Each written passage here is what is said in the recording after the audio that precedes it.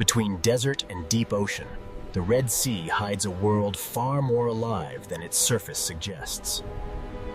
From above, this ocean looks narrow, but below the surface, it opens into a vertical kingdom.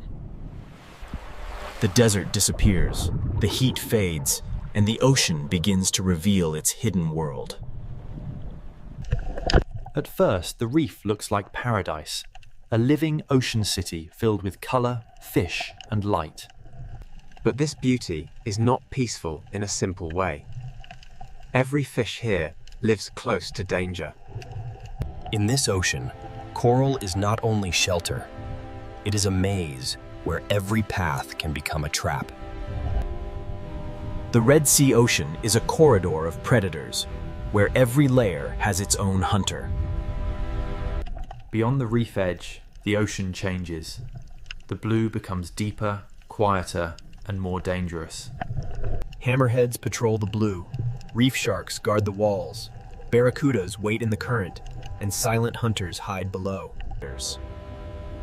So who truly rules this narrow ocean corridor? The answer begins here. Inside, to understand who rules this ocean, we must begin with the reef, the living city where every hunt starts. For small fish, the reef is protection. But for predators, it is also a map. Every shape has meaning here. A narrow branch can save a fish, and a narrow passage can guide it toward danger. In this ocean, fear moves faster than teeth.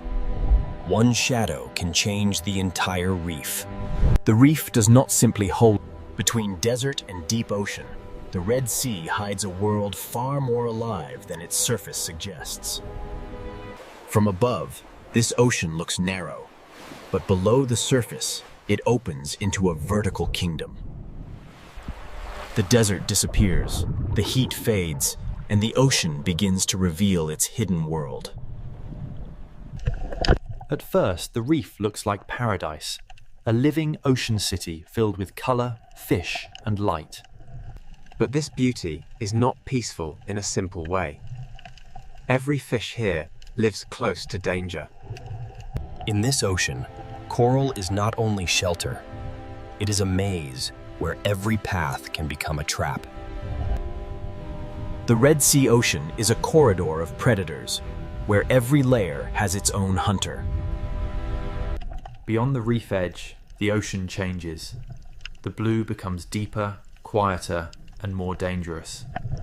Hammerheads patrol the blue, reef sharks guard the walls, barracudas wait in the current, and silent hunters hide below.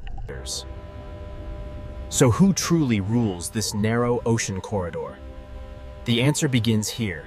Inside, to understand who rules this ocean, we must begin with the reef, the living city where every hunt starts. For small fish, the reef is protection. But for predators, it is also a map.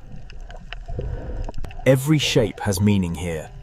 A narrow branch can save a fish, and a narrow passage can guide it toward danger. In this ocean, fear moves faster than teeth. One shadow can change the entire reef.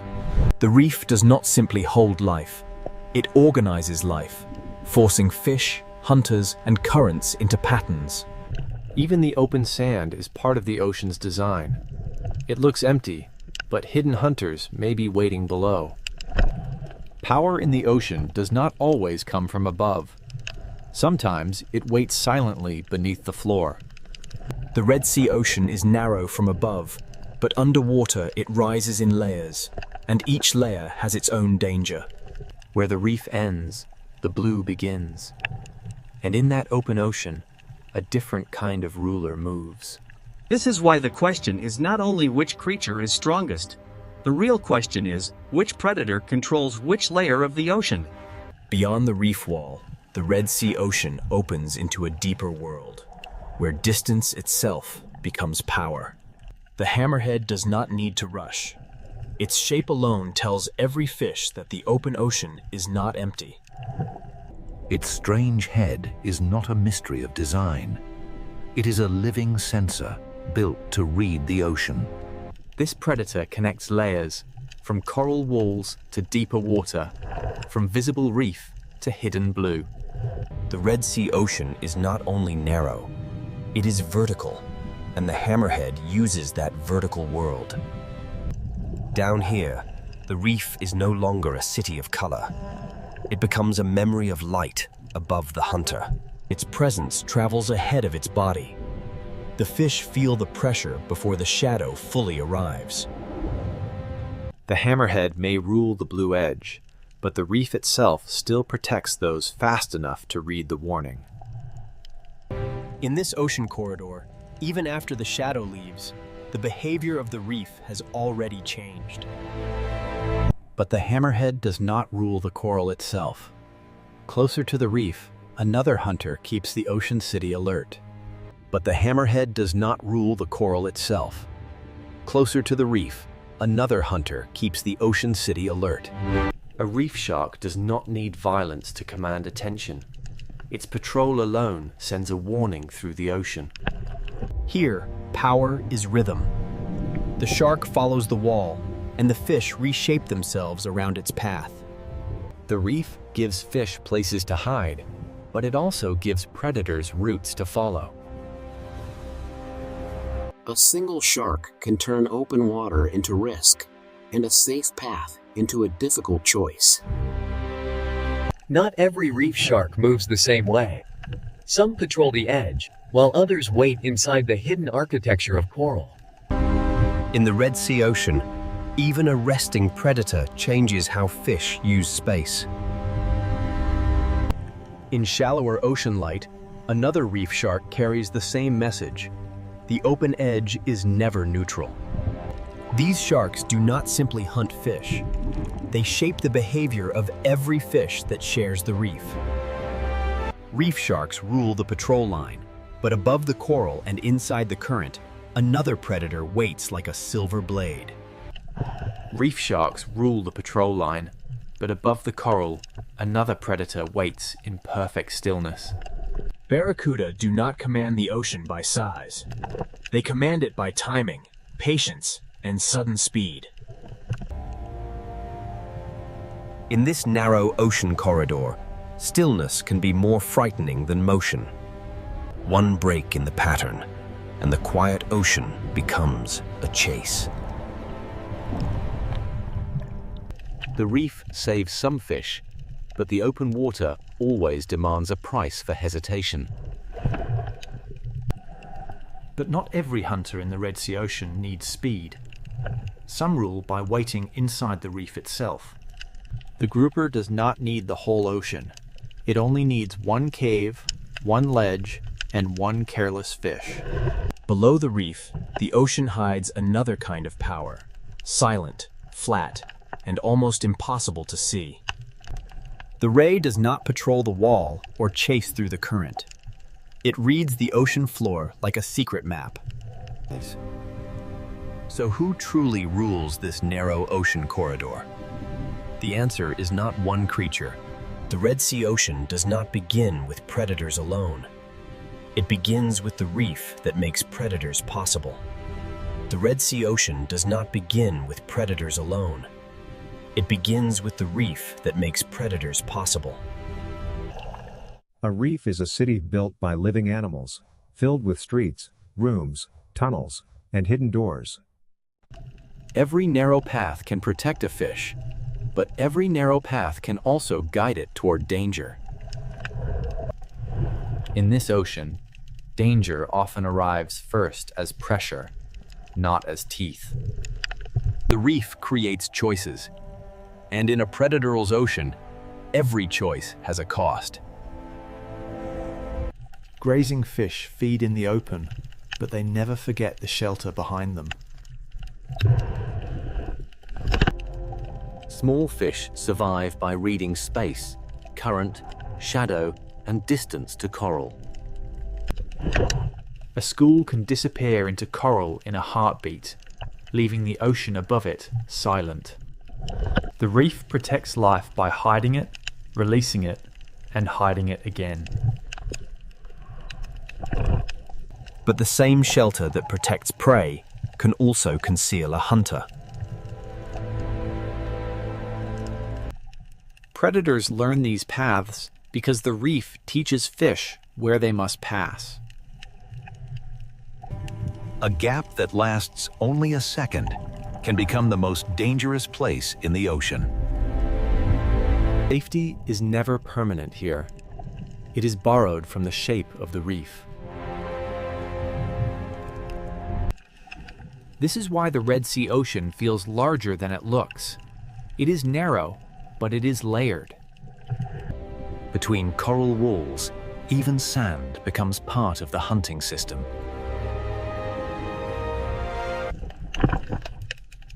What looks empty from above may be crowded with hidden life below. The reef connects the bottom, the wall, the current, and the blue water beyond. A shallow coral garden can become a deep wall in only a few meters. At this edge, the ocean is divided into those who hide and those who hunt. Current turns the reef into motion, and motion reveals where fish must go. To feed in the current, fish must risk exposure. To survive, they must measure every meter. Not every predator is a giant. Some are smaller pressures that keep the reef alert. In the reef city, position can matter more than speed. A healthy reef supports many kinds of fish because it creates many kinds of opportunity. Where there are many fish, there are many eyes, many warnings, and many chances for a hunter. The reef can look peaceful until every fish vanishes at once.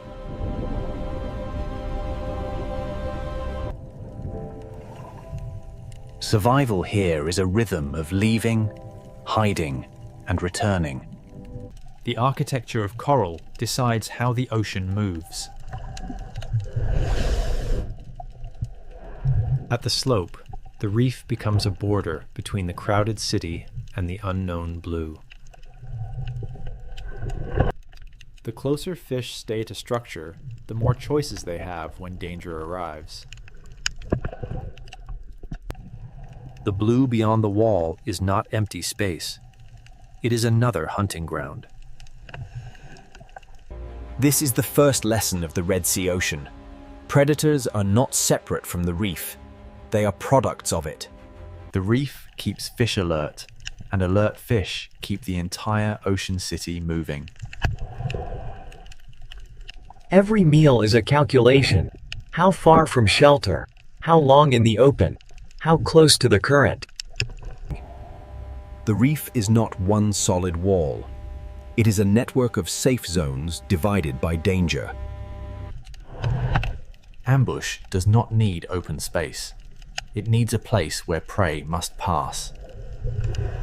Even one coral tower can contain many worlds: surface, shelter, shadow, and risk. The more complex the coral, the more complex the hunt becomes. A healthy reef creates density, and density brings both abundance and danger. Where current touches coral, food arrives, fish gather, and predators learn to wait. Where current touches coral, food arrives, fish gather, and predators learn to wait. Above the coral is opportunity. Inside the coral is safety. Between them is the risk that shapes every fish. The reef begins every hunt, but not every hunter stays inside it. The reef surface holds small fish, the caves hold patience, the sand holds secrets, and the blue holds distance. Where the wall ends, the reef stops controlling everything, and the open ocean begins to take over.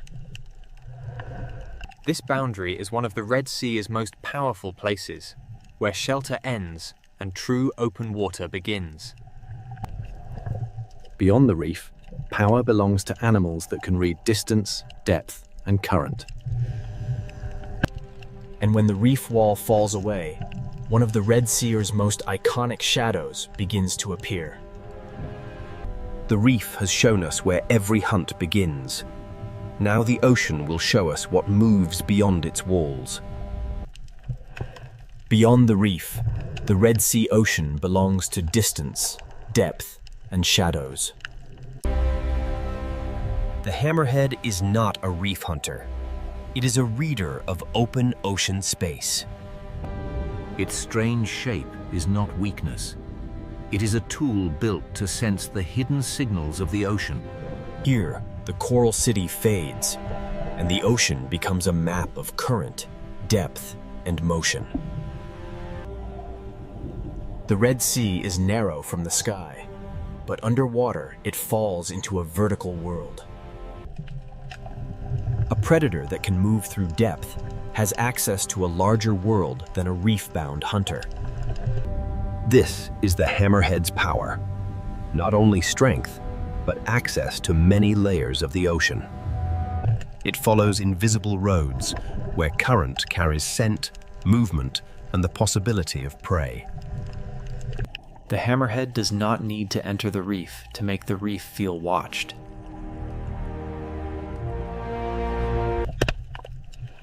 Small fish answer the shark with distance, shelter, and sudden silence. This is not the rule of constant attack. This is the rule of presence. Its body is built to search, to sense, and to move across ocean space with patience. Farther from coral, the ocean becomes less visible, but not less alive. Out here, the hunter belongs to the space between what can be seen and what can only be sensed. When it returns toward the reef, the ocean reacts before the shadow reaches the wall. The hammerhead rules the open edge, but coral still gives smaller fish a chance. From inside the reef, the blue ocean is not empty beauty. It is exposure. A single passing shadow can freeze a reef more completely than a sudden strike. When the hammerhead leaves, the fish move again, but the memory of the open blue remains. When the hammerhead leaves, the fish move again, but the memory of the open blue remains. But the hammerhead does not rule the coral itself.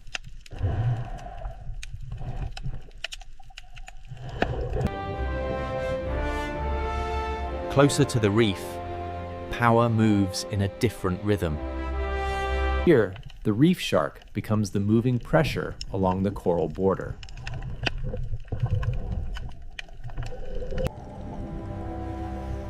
It does not need to be the largest predator to change the order of the reef.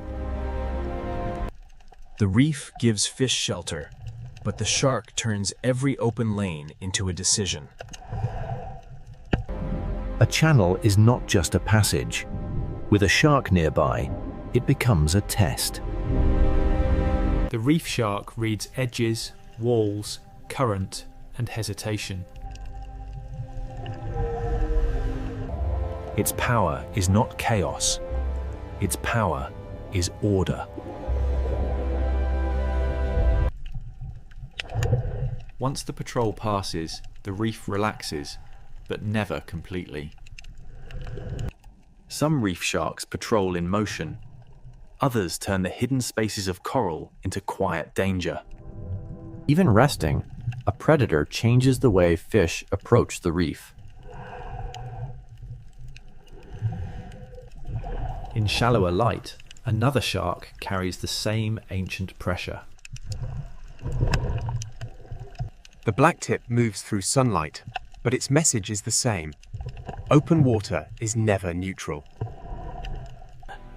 The shark does not simply search for food.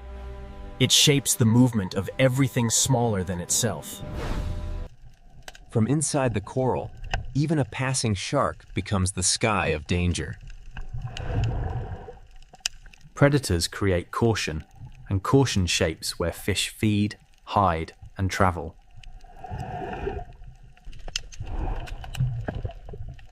This is why reef sharks matter, even when they do not strike. Walls, channels, slopes, and currents give sharks edges to follow. The reef learns the rhythm of patrol, and every fish inside it learns to answer. Current brings information, and a shark knows how to read it.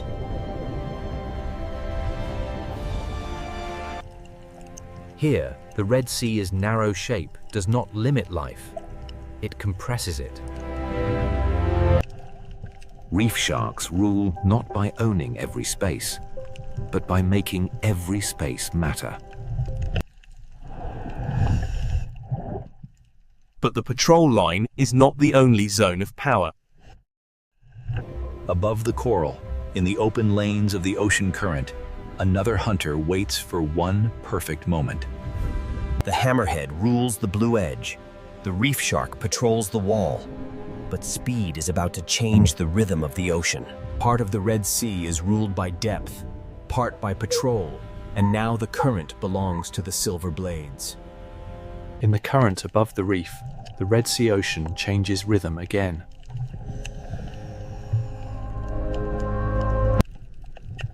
Barracuda do not rule by size. They rule by stillness before speed. The ocean looks calm, but every fish beneath them is calculating distance to shelter. For prey, the reef is safety. For barracuda, the space just outside it is opportunity. A current can become a corridor, and a corridor can become a trap. One instant of hesitation, and still water becomes a chase. The reef saves the quick, but the open ocean punishes the separated. Barracuda power lives in contrast. Long patience, then one precise explosion of speed. Where current touches coral, food gathers, fish gather, and predators learn the timing. The current feeds the reef, but it also exposes every fish that moves too far from shelter. In this layer of the ocean, power belongs to the animal that knows when not to move. A school survives by becoming one body, one turn, one warning. Barracuda do not chase chaos. They look for the one place where order breaks. A few meters of separation can turn a bright ocean lane into danger. Speed is not only movement, it is the ability to arrive before escape becomes possible. After every burst, the ocean returns to stillness, but every fish remembers the cost of drifting apart. The reef shark controls the wall, but barracuda control the open lane above it. Their bodies are built for clean acceleration, with no wasted movement and no warning. The barracuda waits like a blade, because the ocean will bring the moment to it. Around it, the reef moves, the fish move, the current moves. The hunter waits. The fish know the roof of the ocean can become a strike from above. In the Red Sea, the same current that brings food also brings risk.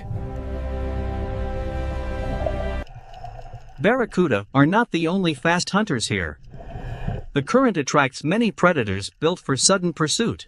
Trevally bring weight to speed, turning the open lane into a moving wall of pressure. Every fast predator makes the reef more valuable to the fish that can reach it.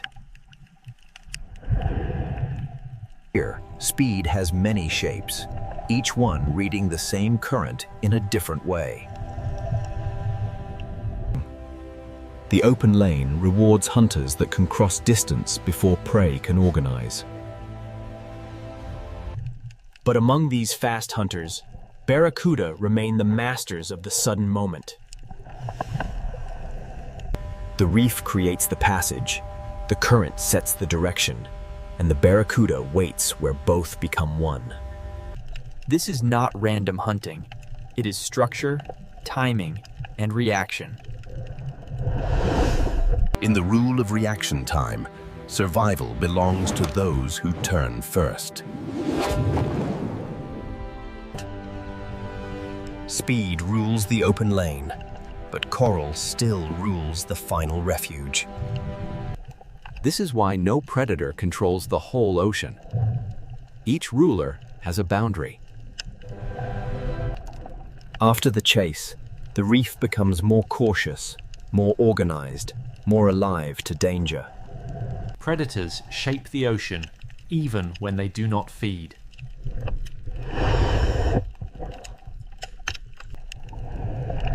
The map is not drawn in sand or stone. It is drawn in movement. For the viewer, they are beautiful.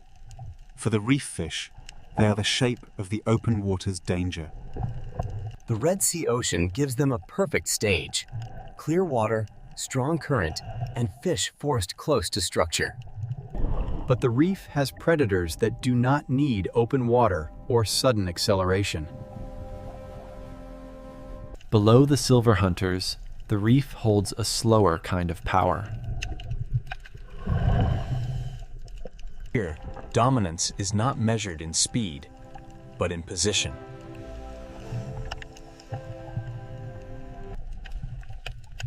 A cave can be shelter. It can also be a mouth in the architecture of the reef. After the speed of the current, the Red Sea Ocean now reveals the power of waiting. The current belongs to the silver blades, but the caves belong to hunters that never need to chase. To understand the next ruler of the Red Sea, we must leave speed behind and enter the shadows. In the next layer, the Red Sea Ocean will show us that silence can be just as dangerous as speed. Here, the Red Sea Ocean leaves speed behind and enters the kingdom of patience. The grouper does not need open ocean speed. It controls one place completely. Its greatest weapon is not only its body, it is position. The reef builds the stage, and the grouper chooses the best place on it. A predator does not need to strike to control the movement of fish. This is ownership through stillness, a small kingdom ruled by waiting. In the reef, the most dangerous distance can be the last few inches. A ledge is not just rock. It is a boundary between visibility and surprise. The Red Sea Reef is full of doors, but not every door leads to safety. The grouper's world is not wide like the hammerheads, but inside this structure, its control is complete. And in smaller cracks of the same ocean city, another hidden hunter waits. The moray does not need a wide territory. It turns a crack in the reef into danger. In this layer of the ocean, visibility belongs to prey, but concealment belongs to the hunter. The reef does not only create shelter for fish, it creates invisibility for predators. Every fish that passes this crack must decide how close is too close. Inside the reef, the ocean becomes a maze of safe routes and forbidden openings. Some predators dominate by making fish avoid spaces they cannot see into. The reef gives life many exits, but every exit opens into another risk. Grouper and moray share the same lesson. In the reef, structure can be stronger than speed. But not all hidden power waits inside the coral.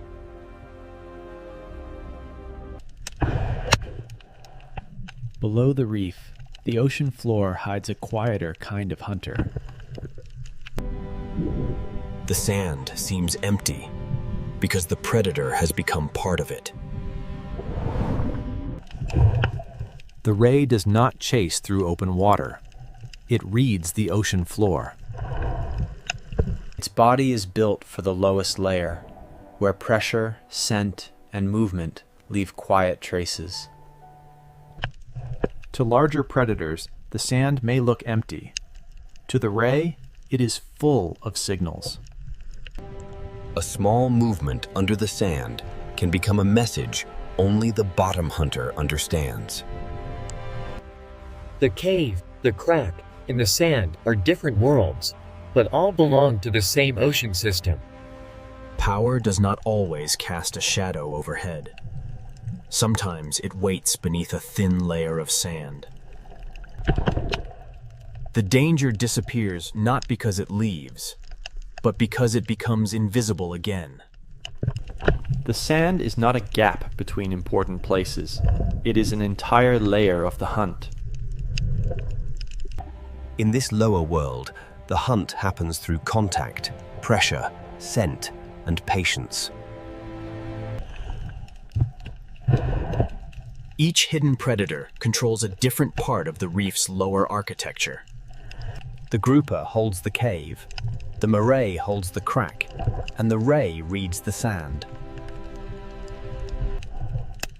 For a small fish, one journey across the reef can pass through several kingdoms of danger. This is not chaos. It is a layered order built by coral, sand, and patience. The Red Sea is not ruled from one throne. It is divided into many small territories. Some rulers move across great distance. Others make one small place dangerous every day. But none of these hunters owns the whole ocean. Each rules only the layer it understands best. Now the answer becomes clearer. The Red Sea is not a kingdom of one predator, but a system of many layers. The hammerhead owns the blue edge, the reef shark patrols the wall, the barracuda controls the current, and the hidden hunters rule the structure below. Above all of them, the reef itself writes the rules. It creates shelter, ambush points, current breaks, sand borders, and the density of life that makes predators possible. To ask who rules the Red Sea is really to ask who controls which layer. The final answer is not hidden in one bite, one cave, or one shadow. It is hidden in the balance between them. In the final layer, the Red Sea Ocean will reveal that dominance is not a crown. It is balance. After all these layers, the answer begins to emerge.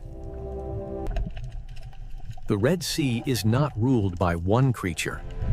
It is ruled in layers. It owns the open edge, but it does not own the reef itself. The reef shark rules the patrol line, making the coral edge a place of constant calculation. Its power is not only what it eats, but how every fish moves when it appears. Above the coral, the barracuda rules the moment when stillness becomes speed. In the open lane, reaction time can become the difference between survival and disappearance. Inside the reef, the grouper rules by patience and position. It does not need to cross the ocean. It makes one cave dangerous every day. The moray rules the cracks, where invisibility becomes control.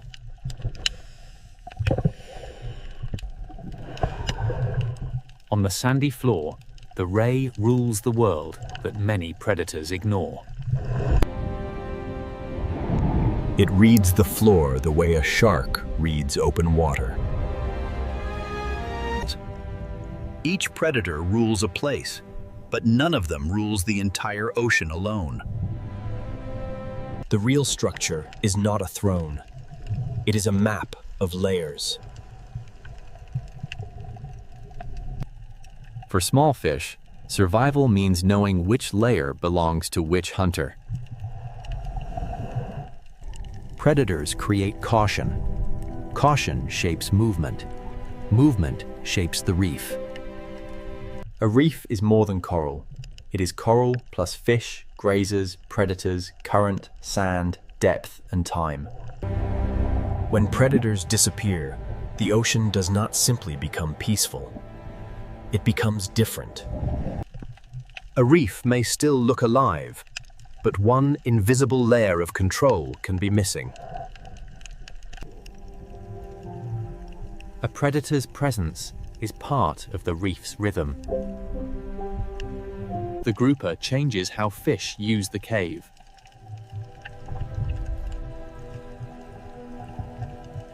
The barracuda changes how fish hold together.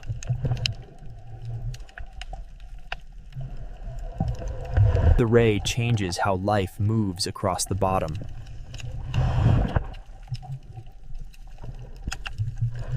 Each predator is a warning, a boundary, and a force in the movement of the reef.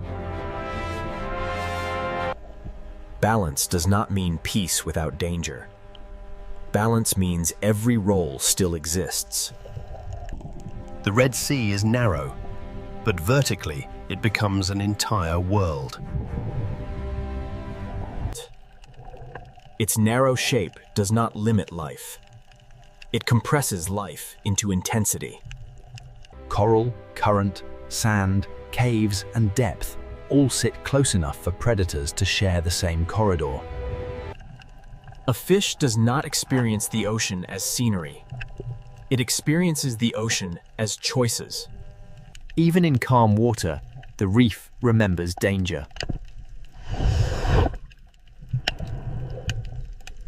A hammerhead may own the blue edge. A reef shark may patrol the wall.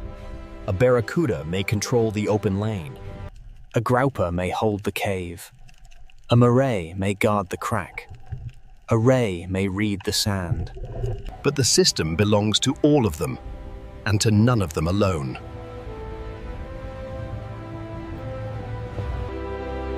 Above all predators, the reef itself rules the rules.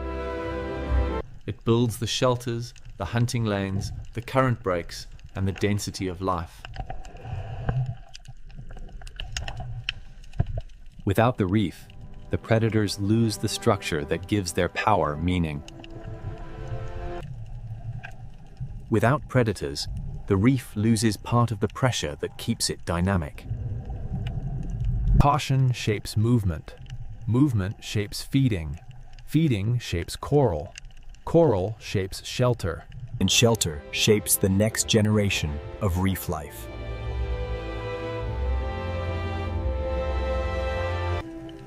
This is the Red Sea's real power. Not one monster, but a living network. Dominance here is not noise. It is pressure moving quietly through every layer. From above, this may look like one narrow sea. Beneath the surface, it is many worlds stacked together. Every fish, every coral branch, every shadow, and every current carries part of the answer. The question was never only who is strongest. The question was who belongs to which layer. The answer is not one king.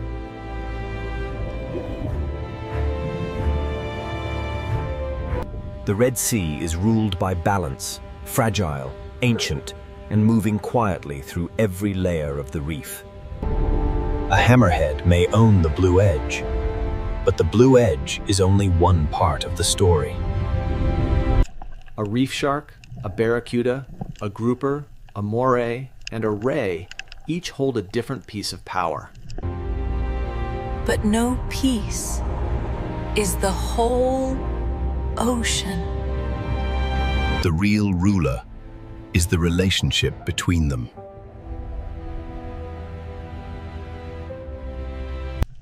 In a world so narrow, steep, and alive, dominance is not a crown. It is balance.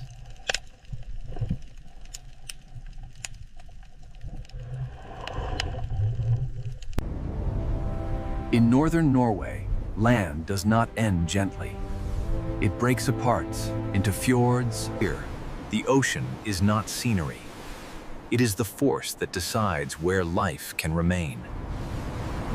The coast is shaped by wind, ice, and ocean, and every edge feels exposed to the next storm.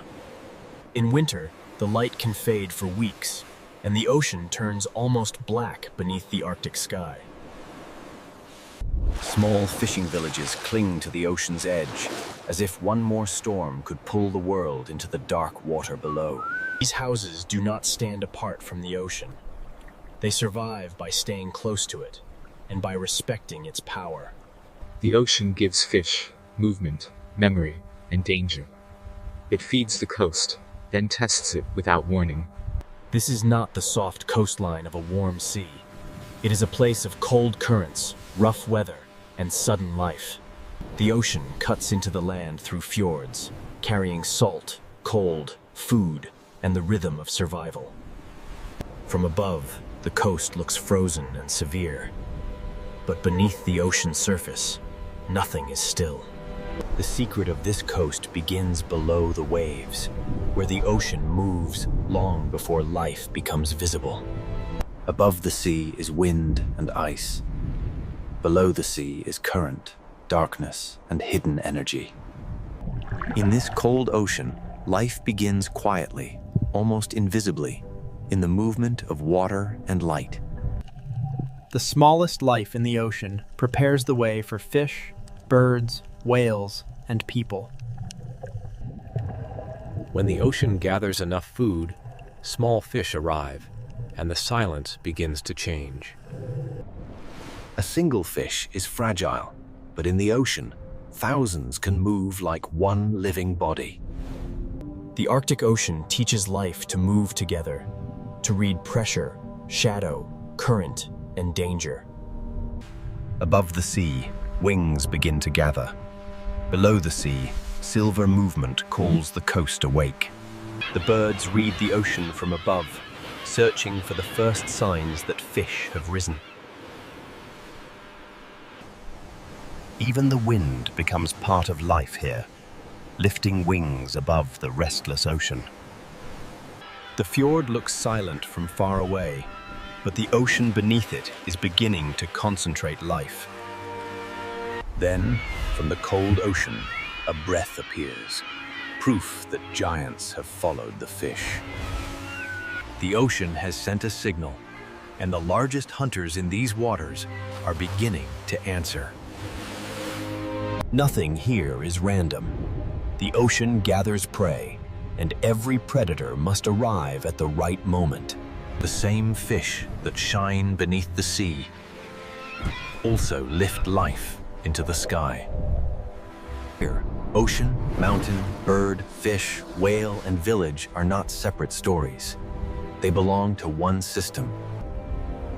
Northern Norway is alive because warm and cold meet at the edge of the ocean.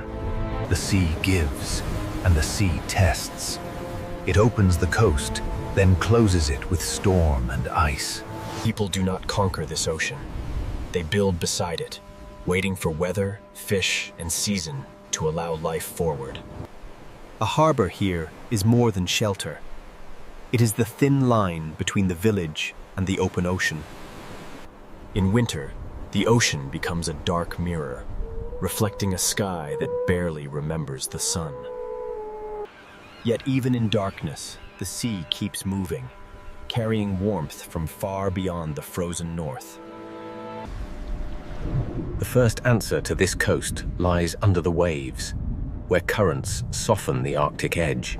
Warm Atlantic water pushes north into a polar world, and the ocean becomes a living boundary. Where ocean water mixes, nutrients rise. Where nutrients rise, the smallest life begins to bloom. Plankton feeds small life. Small life feeds fish. Fish will soon call the giants back into the ocean. Plankton feeds small life. Small life feeds fish. Fish will soon call the giants back into the ocean. Before the whales arrive, before the birds scream, the ocean gathers itself into one shining mass. The fjord becomes a stage, and the sea prepares the first great drama of winter. One breath appears, then another. The ocean has brought the hunters into the fjord. Orcas arrive with intelligence, patience, and the precision required by this unforgiving ocean. The fish tighten, the water changes, and the ocean begins to organize around the hunt. Above and below the sea surface, every movement is connected by the ocean. Then the larger giants rise, turning the cold ocean fjord into a place of sudden scale. In the darkest season, life does not disappear.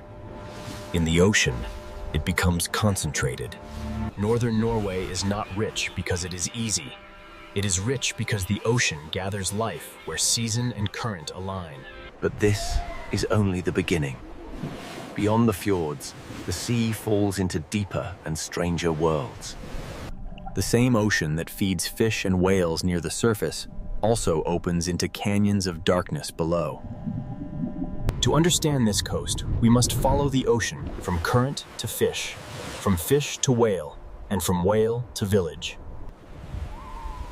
This is Norway at the edge of wind, ice, and ocean nigh. And the story begins with The story begins beneath the ocean, where a hidden current keeps this frozen coast alive. Northern Norway should feel locked in ice, yet the ocean refuses to become still. Far to the south, Atlantic water begins a long journey north, carrying heat into a polar world. This current does not make the Arctic warm, but it softens the edge enough for life to gather. Above the sea, winter is severe. Below the ocean surface, hidden warmth travels through the dark. The coast survives because the ocean is not one single body of water, but many forces meeting. Where Atlantic warmth meets Arctic cold, the ocean becomes dynamic, restless, and rich. Where Atlantic warmth meets Arctic cold, the ocean becomes dynamic, restless, and rich. When light returns after the long darkness, microscopic life begins to bloom. A bloom this small can change everything, because the entire visible drama begins with the invisible. Plankton feeds smaller animals, and those smaller animals become the first bridge toward fish.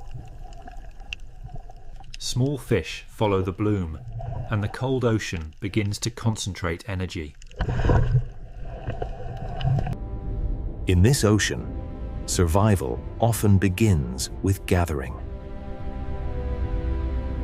The season is short, the light is limited, and every creature must arrive when the ocean allows it. The fjord becomes more than a landscape. It becomes a corridor where the ocean gathers life. One fish is almost invisible in the sea. Thousands can change the shape of the water. When the school turns, the ocean flashes. When it tightens, it becomes a living mass. The ocean does not keep its secrets for long. What gathers below is soon read from above. Birds begin to circle because the sea beneath them has changed. They watch the water, reading ripples, flashes, and the movement of fish beneath the ocean skin. Below the birds, the fish are no longer scattered. The ocean has begun to build a winter feast. This movement is not random. It is timing made visible inside the ocean.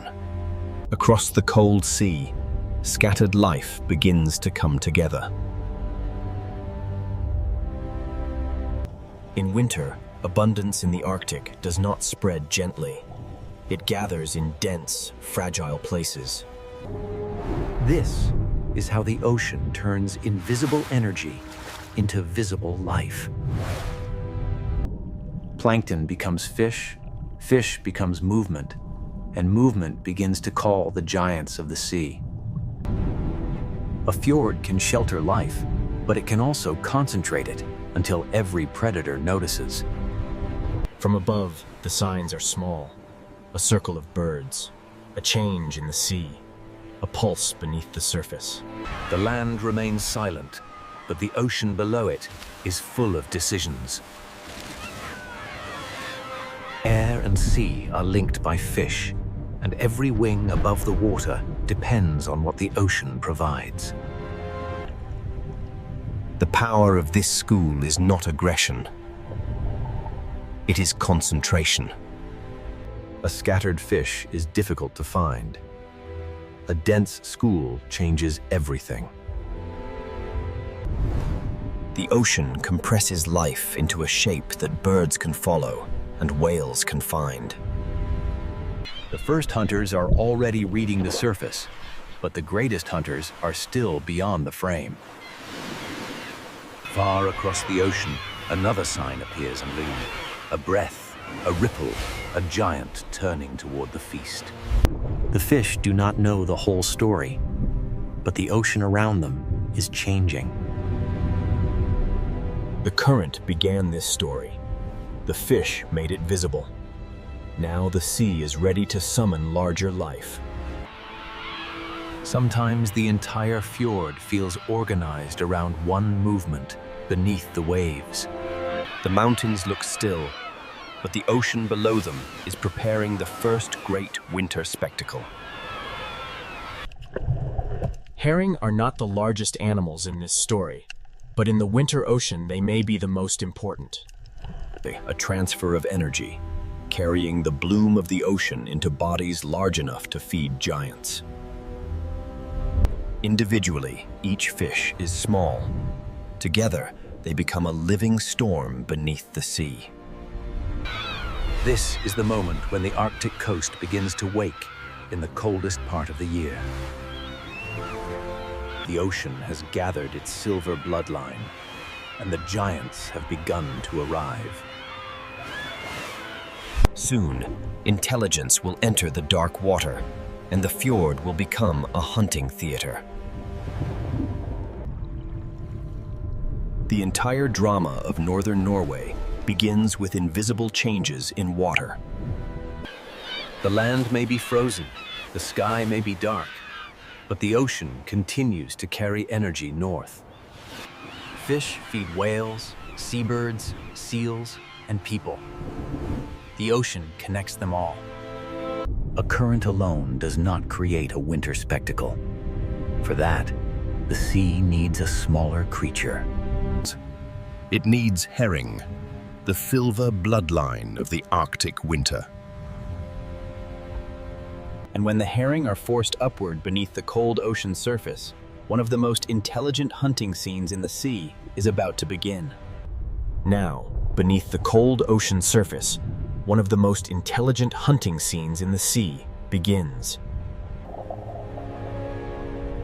In the winter fjords of Norway, the herring become the center of the season. Orcas do not enter this ocean as random hunters.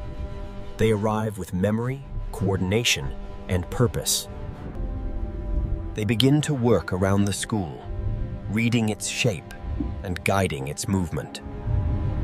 The herring respond as one body, folding inward as pressure builds from every side. The power of the orca is not speed alone. It is strategy. Above the water, birds follow the signs.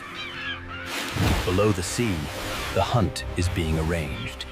The fjord becomes a single connected world, with fish, whales, birds, and mountains in one frame.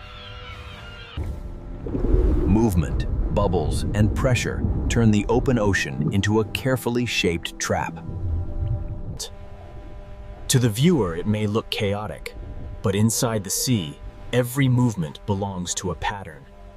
A tail strike breaks the order for a moment, and the silver wall shivers through the ocean. The school tightens again, because in this ocean, scattered life is fragile. At the surface, black fins cut through the cold ocean, like signals from another intelligence. The birds know what the ocean is hiding, and the orcas know how to bring it within reach. The scene becomes almost architectural, a structure built from pressure, movement, and fear. The herring form a living sphere, and the orcas hold the boundaries of the sea around it. The herring form a living sphere, and the orcas hold the boundaries of the sea around it. The land looks silent, but the sea below it is full of decisions. But the orcas are not the only giants drawn into the fjord. Humpback whales bring a different kind of force, slower, larger, and immense. Where the orca shapes the school with precision, the humpback rises with scale. At first, there is only a shadow moving upward through the ocean. Then the surface changes, and the fjord seems to hold its breath.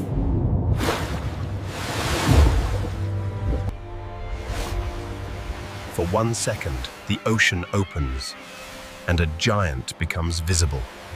Water drains away, the whale sinks again, and the surface closes over the feast. The school breaks, then gathers again, because the ocean keeps forcing life back into motion. Orcas and humpbacks do not hunt in the same way, but both reveal the same truth. Northern Norway's winter sea is not dead. It is concentrated. The cold does not stop life. It compresses life into moments of intensity. Under this different light, every animal must use the season before the season closes.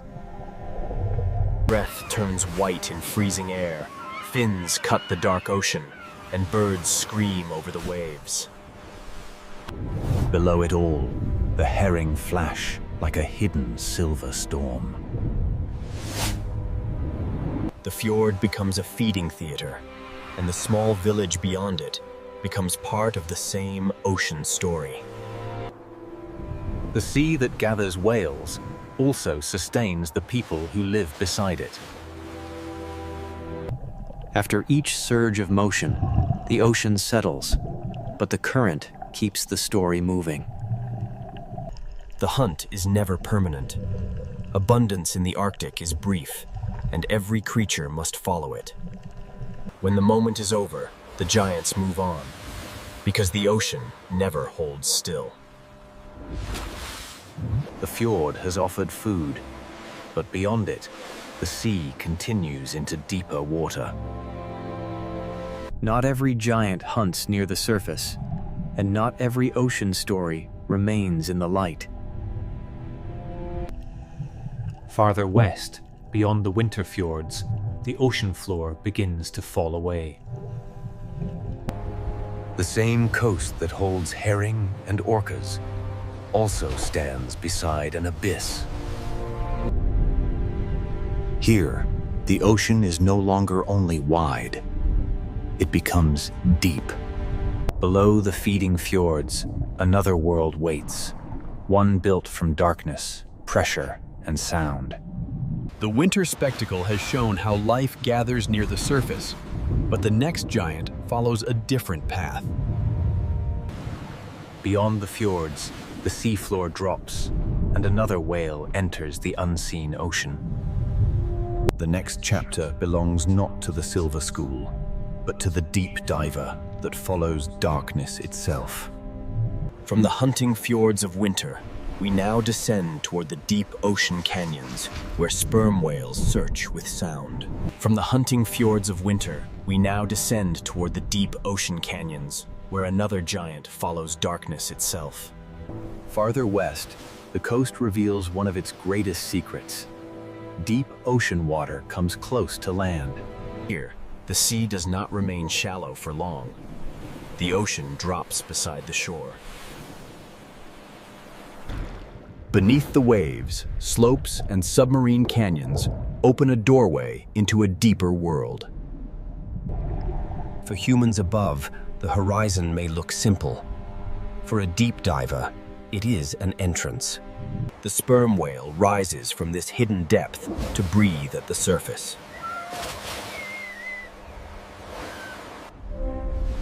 This is not a hunter of the shallow herring fjord. It is a giant built for vertical journeys. Before the dive, the whale waits and breathes, gathering oxygen for a world without light. Its body seems almost still, but every breath prepares the descent. Then the back arches, and the surface moment becomes a doorway. The ray's tail is like a door closing between the world of air and the world of depth.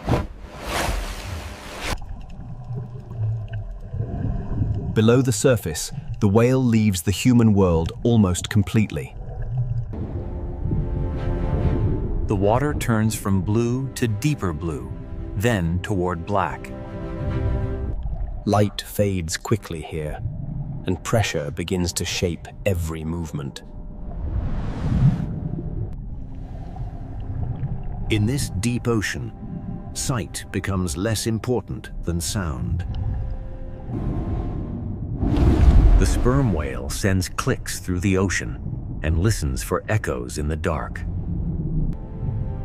Those echoes become a way to read the unseen. The coastline is dramatic above water, but below the sea, the drama continues downward. The seafloor falls, depth opens, and a mammal of air enters a world of pressure. Above is the coast of villages and storms.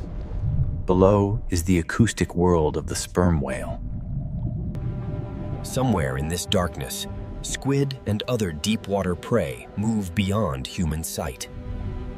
The hunt is rarely seen, but the idea of it gives this ocean its weight.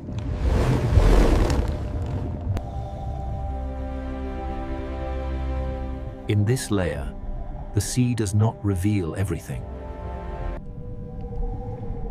The sperm whale carries one of the ocean's most powerful natural sonar systems.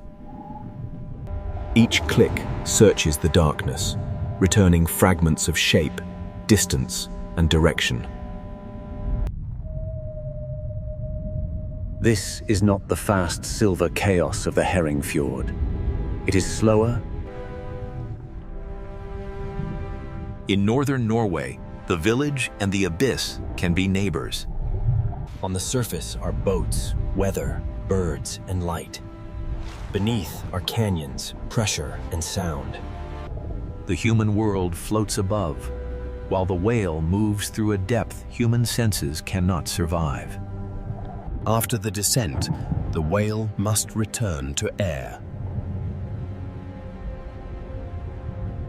The journey is vertical, from breath to darkness and back again. Every dive reminds us that this coast is not only horizontal, but layered. The whale rises toward a world of wind, cliffs, islands, and winter ocean. Then the breath returns, and the hidden world briefly touches the surface.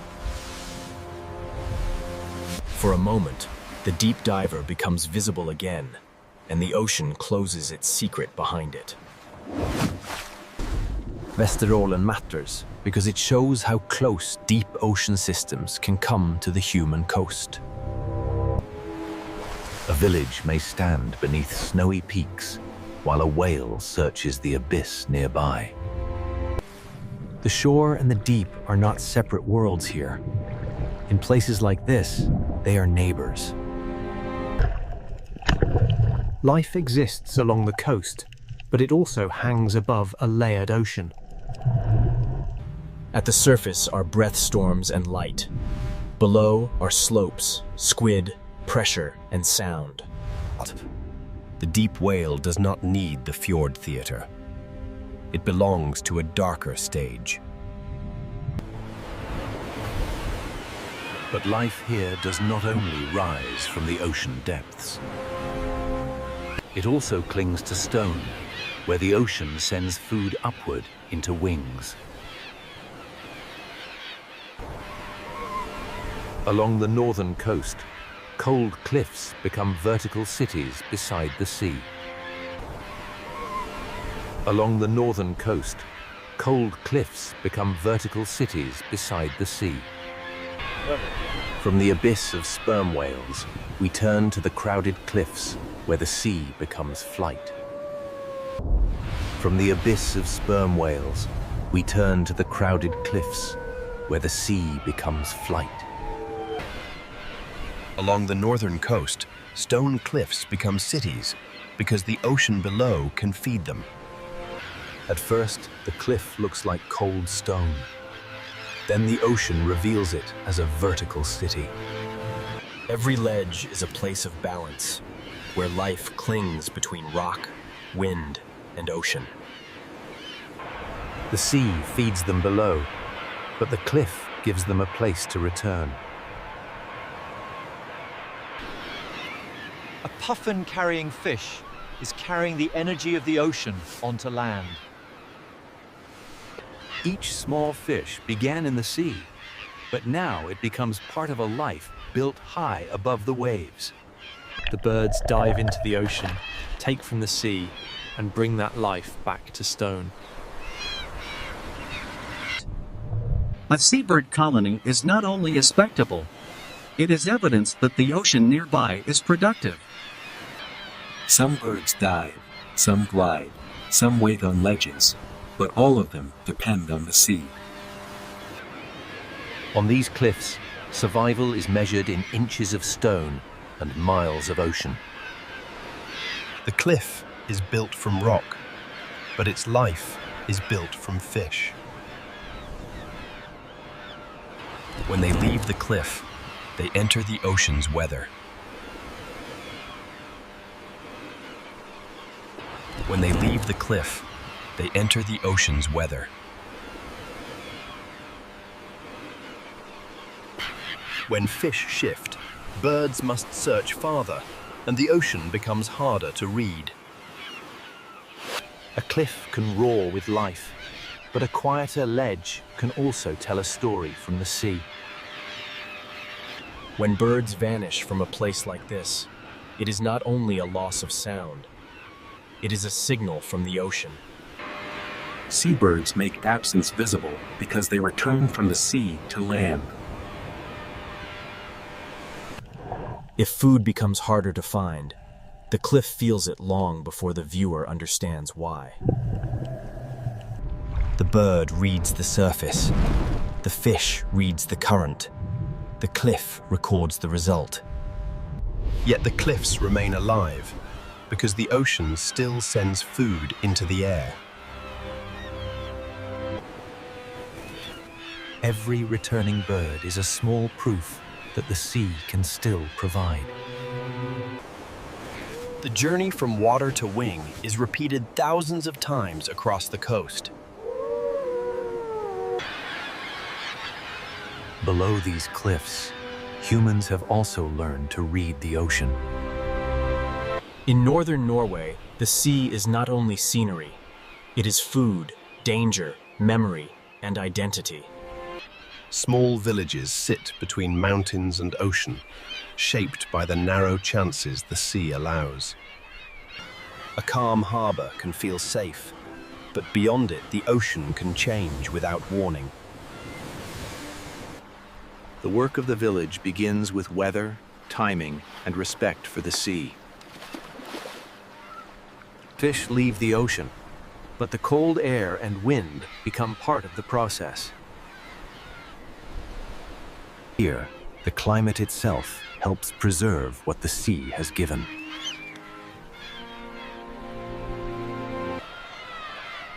The village is not separate from nature. It is woven into the ocean's rhythm.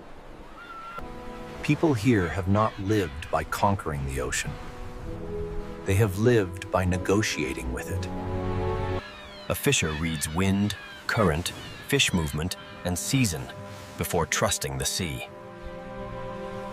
The coastline may look beautiful from far away, but the ocean does not forgive carelessness. Knowing when to turn back can be as important as knowing where the fish are. A harbor light in winter is not only beautiful, it is a signal of adaptation.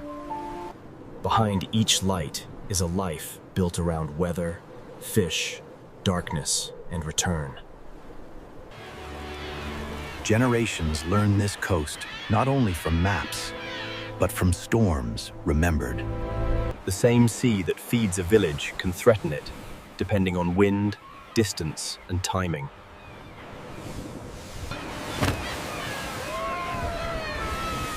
The ocean gives and tests in the same breath. Birds, fishes, whales, and villages all read the same water in different ways. Beneath the harbour, the food web continues, quiet and essential. The village survives because the ocean remains alive, beyond what the eye can see. To live here is to know when to leave, when to wait, and when to return. The return to harbor is part of the rhythm, as important as the journey out. This human layer keeps the coast from becoming only a wilderness postcard. The birds return to ledges, the boats return to harbor, and both returns depend on the sea. Northern Norway is a coastal system where ocean productivity climbs into wings and settles into villages. Everything here depends on reading the ocean accurately. The whale reads fish.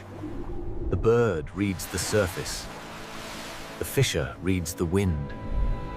But this relationship is changing because the Northern Ocean is changing its rhythm. Fish may shift, seasons may move, and old knowledge must adapt to a sea that no longer behaves exactly as before. For the birds, for the whales, and for the people, survival depends on the ocean's pattern. And now, across the far north, ice is retreating, seasons are shifting, and the Arctic Sea... Across the far north, ice is retreating, seasons are shifting, and the Arctic Sea is beginning to change its rhythm. Less ice does not simply mean more open ocean. It changes the boundary between Arctic cold and Atlantic warmth. Warmer, saltier water can move farther north, reshaping where life can gather. The change is not always dramatic in a single frame, but the ocean remembers every small shift. This is not a simple disaster scene.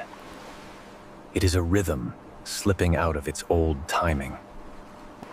This is not a simple disaster scene.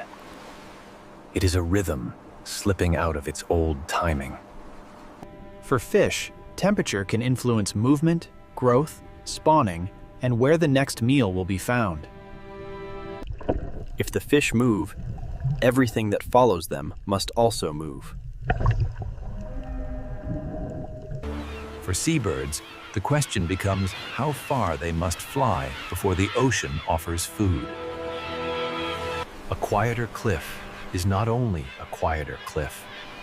It may be a message from the sea. A quieter cliff is not only a quieter cliff. It may be a message from the sea. When the food web shifts beneath the surface, the change rises into the air.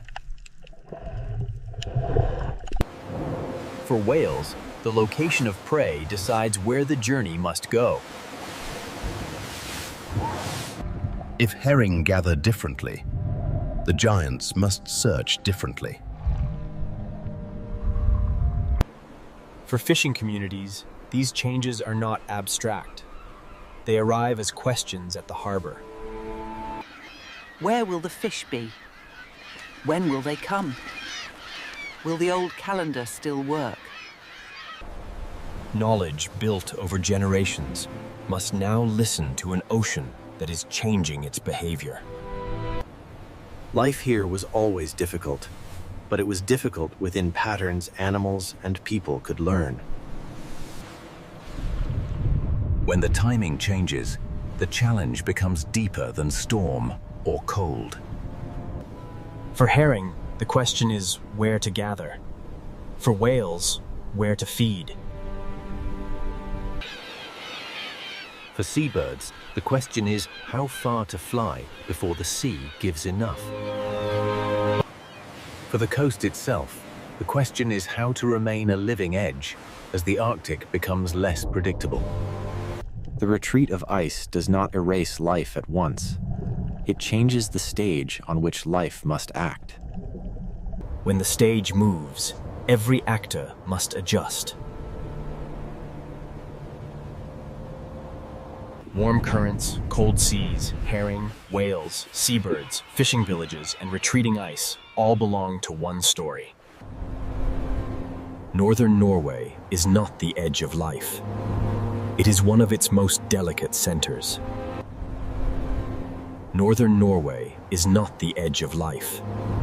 It is one of its most delicate centers. Everything depends on reading the edge correctly, aesthetically, the edge between land and sea.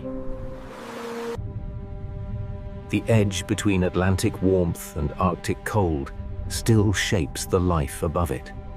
The edge between winter darkness and returning light decides when the ocean can bloom.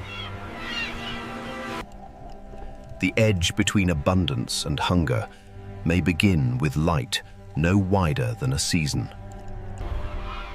Whales do not come because people hope to see them. They come when the ocean gathers food. Orcas follow herring.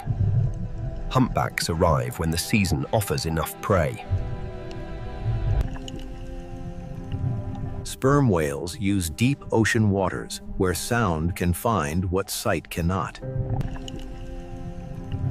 Sperm whales use deep ocean waters where sound can find what sight cannot. Humans are part of this system too, reading weather, current, fish movement, and season. A family drying fish in cold air is using the climate as part of the process. A harbor light in winter is not only beautiful, it is a sign that life has adapted. A harbor light in winter is not only beautiful, it is a sign that life has adapted. Edges are where forces meet. Warm water and cold water, mountains and fjords, birds and cliffs, whales and herring. Life here becomes precise because it must. A whale must be where the fish are. A bird must find food before the season turns. A fisher must choose the right day to leave harbor because the ocean remembers every mistake. This precision is not weakness. It is wisdom. The animals do not fight the Arctic Ocean as if it were an enemy. They use what it gives. Wind becomes flight. Cold water becomes a feeding ground. Darkness becomes a season of whale breath and herring movement. Fjords become shelter. Canyons become hunting routes. The people here do the same. They build low against the wind and place villages near protected water. They follow fish, respect weather, and understand that the sea is never only a view. It is a force with memory, and that is why this coast stays with people who see it. Northern Norway is not only beautiful, it is honest. It does not pretend nature is gentle. It shows that life can continue in severe places. To live at the edge is not to be far from life. It is to live where life must become most aware. A school of herring can call whales back into dark fjords. A cliff can hold thousands of wings above a winter ocean. A warm Atlantic current can keep the northern coast open when the land around it is frozen.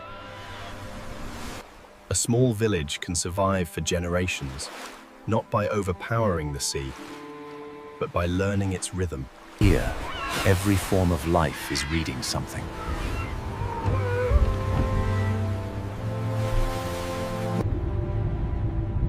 The blue whale reads the fish. The albatross reads the surface. The fisher reads the wind. The village reads the season. The coast reads the meeting of warm Atlantic water and Arctic cold. Northern Norway is not the end of life. It is where life becomes precise.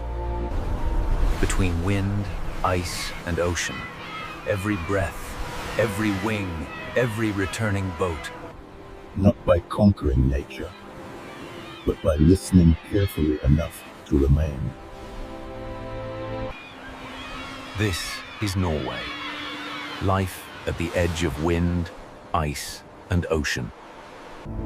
From above, Greenland looks silent, but along the edge of the Arctic Ocean, life is already waiting.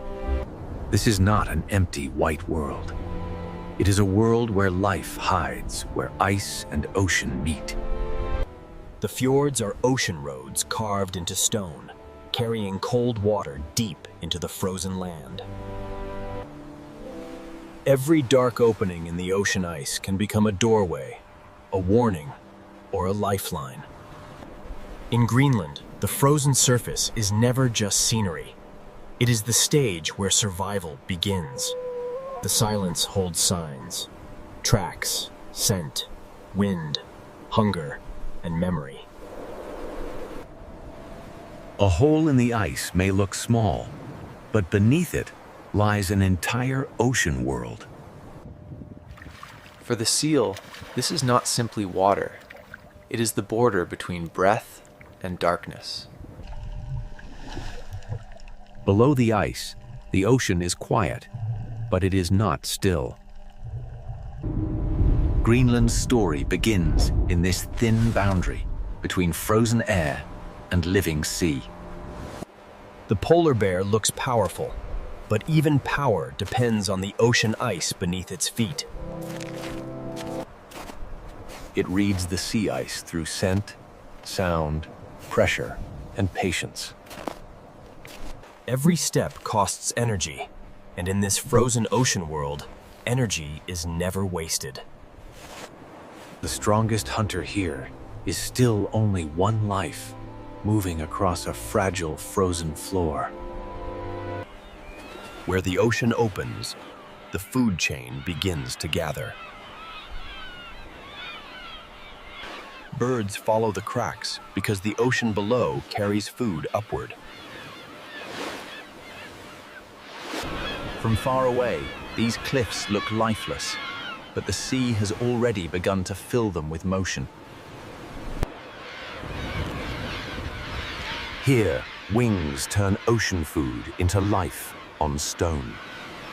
The cliff is not only rock, it is a vertical city built beside the sea. Beneath the noise of wings, a smaller survivor reads the same ocean edge. The fox is small, but in a hard ocean-bound world, smallness can be a form of strength. It survives not by ruling the landscape, but by noticing what others miss. Where the ocean feeds birds, it also creates chances for the fox.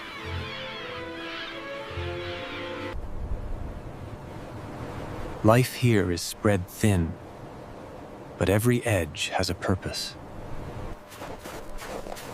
Even the quietest animals are tied to the rhythm of snow, wind, and sea. Some survive by moving lightly. Others survive by standing together against the ocean wind. In Greenland, warmth is stored in bodies, in herds, and in every careful choice. Land and ocean are never separate here. The sea shapes the weather, the food, and the movement of life. The fjords carry the ocean into the frozen land, and with it comes the possibility of life. Below these icebergs, the ocean continues downward into a colder and darker world. The frozen surface hides an ocean system where small lives support giants. In this cold ocean, even the smallest forms of life can decide what survives above the ice. Fish turn invisible ocean energy into movement, flesh, and survival. The seal carries this ocean energy upward toward the frozen world above. A single layer of ice separates two worlds, but every life on both sides is connected. Glaciers bring the frozen interior to the sea, and the ocean answers with movement. To the animals of Greenland, ice is shelter, distance, danger, and direction. Far beyond the cliffs, giants follow the same cold ocean rhythm. A whale changes the fjord in a single breath, revealing that this frozen land is also an ocean world. Some animals walk on ice, some breathe through it, and others move beneath it like living mountains. Each life seems separate, but the ocean connects them all. In Greenland, survival gathers where elements meet: ice and water, cliff and sea, hunger and patience. Nothing here is careless. Every mark in the snow belongs to a decision. The same frozen surface can be a roof, a road, a nursery, and a hunting ground. The ocean feeds the birds feed the cliffs, and the cliffs feed another kind of survival. This opening chapter is only the surface. Beneath it lies a deeper system of timing, hunger, and adaptation. To understand Greenland wildlife, we must follow the edge where the ocean shapes every life. The first rule of this frozen world is simple. Ice decides where life can move. When the ocean opens, the story begins to move from silence into survival. And so we begin with the fragile foundation beneath every track, every dive, every flight, and every breath. To understand life in Greenland, we must begin with the surface that decides almost everything: sea ice. This ice is not a blank white floor. It is a living boundary between air and ocean. Where the ocean presses against the frozen surface, the ice bends, breaks, rises, and becomes a map. An open lead can become a feeding route, a breathing place, or a dangerous gap between lives. Below the frozen roof, the ocean begins its quiet work. When light returns, even the smallest life beneath the ice can start an entire chain. The beginning of survival here is almost invisible, carried by light, nutrients, and timing. Fish gather where the ocean gives them food, and their movement begins to draw larger lives. Every small body in this cold ocean becomes part of a larger survival equation. The seal lives between two worlds, feeding in the ocean and breathing through the ice. To the seal, a dark circle in the ice is not a detail. It is a doorway back to air. The same ice that traps the ocean below also gives life a place to breathe. For one animal, the hole is safety. For another, it is a place to wait. The bear does not rule the ice by force alone. It survives by reading the ocean's frozen skin. Sea ice is a road, a roof, a hunting ground, a resting place, and a border between worlds. Where the ice is strong, it can become a platform for rest. Where snow gathers over ice, shelter can form, but only if the season remains stable. To human eyes, the ice may look permanent, but the ocean beneath is always moving it. A frozen surface can rise, tilt, crack, and drift with every movement of the sea. The frozen interior reaches the ocean through glaciers, and the ocean reshapes it into drifting ice. Here, every texture tells a different story of cold, pressure, current, and time. The ice opens, closes, thickens, thins, and changes the rules for everything living here. When the ocean opens, birds read the signal from above. A crack in the ice can connect sky, ocean, and hunger in a single dive. Below the opening, the ocean gathers movement that cannot be seen from the frozen surface. The sea feeds the birds, and the birds carry the ocean's energy toward the cliffs. Even the cliffs depend on what happens out here on the frozen sea.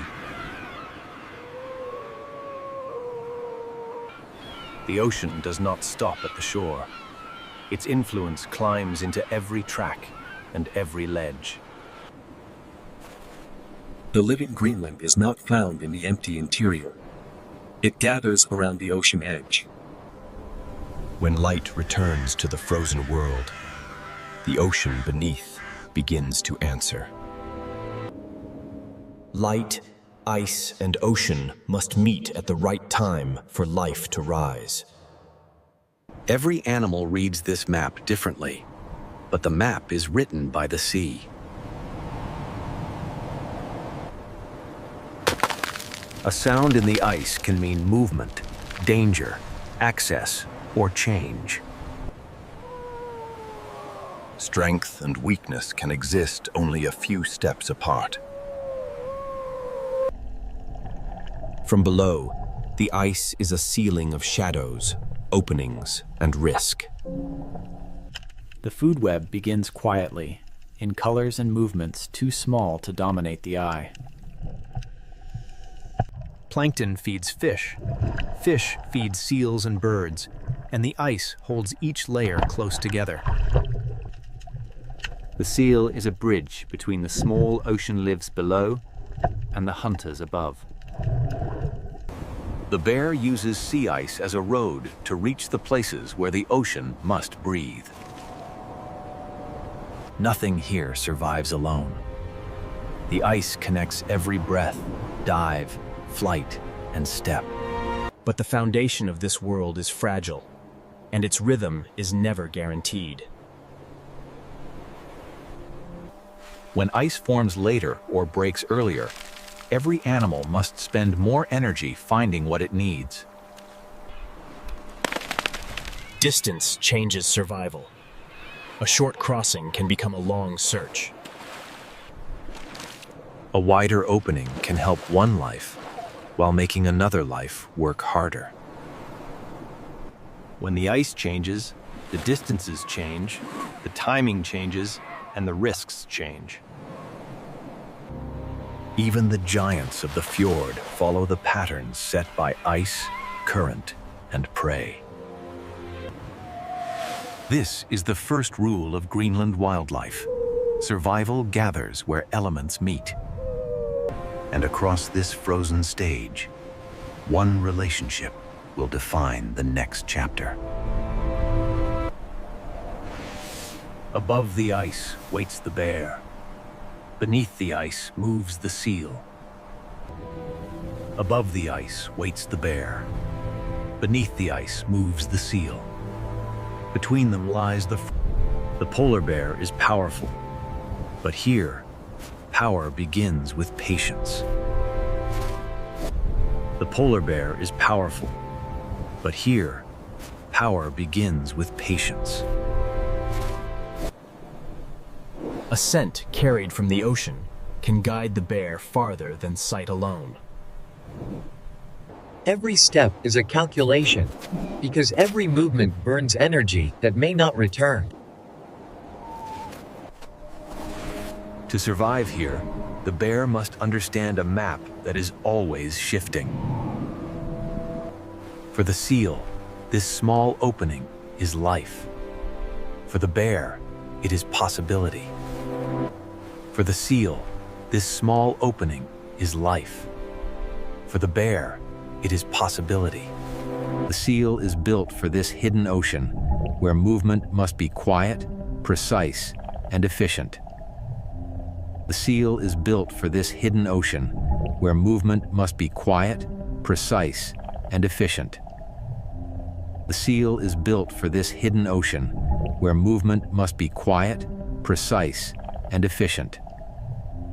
The seal is built for this hidden ocean, where movement must be quiet, precise, and efficient. The seal is built for this hidden ocean, where movement must be quiet, precise, and efficient. The seal is built for this hidden ocean, where movement must be quiet, precise, and efficient. The seal is built for this hidden ocean, where movement must be quiet, precise, and efficient. The seal is built for this hidden ocean, where movement must be quiet, precise, and efficient. The seal is built for this hidden ocean, where movement must be quiet, precise, and efficient. The seal is built for this hidden ocean, where movement must be quiet, precise, and efficient. The seal is built for this hidden ocean, where movement must be quiet, precise, and efficient. Beneath the surface, the seal is not helpless. It belongs to the ocean in a way the bear cannot. Its world is three-dimensional, shaped by pressure, breath, darkness, and memory. One animal walks on the frozen roof. One animal moves beneath it. Both are bound to the same ocean ice. The bear searches for the point where the seal's need for air meets the surface. The seal must choose when to rise, and sometimes survival means passing a doorway by. The most powerful image of the bear is not a roar. It is the weight of waiting. Somewhere below, a seal must breathe. Somewhere above, hunger is measuring time. Below the ice, the seal also waits, listening to a world it cannot fully see. A few meters of ice, distance, and timing can become the difference between danger and breath. For now, the ocean receives the seal again.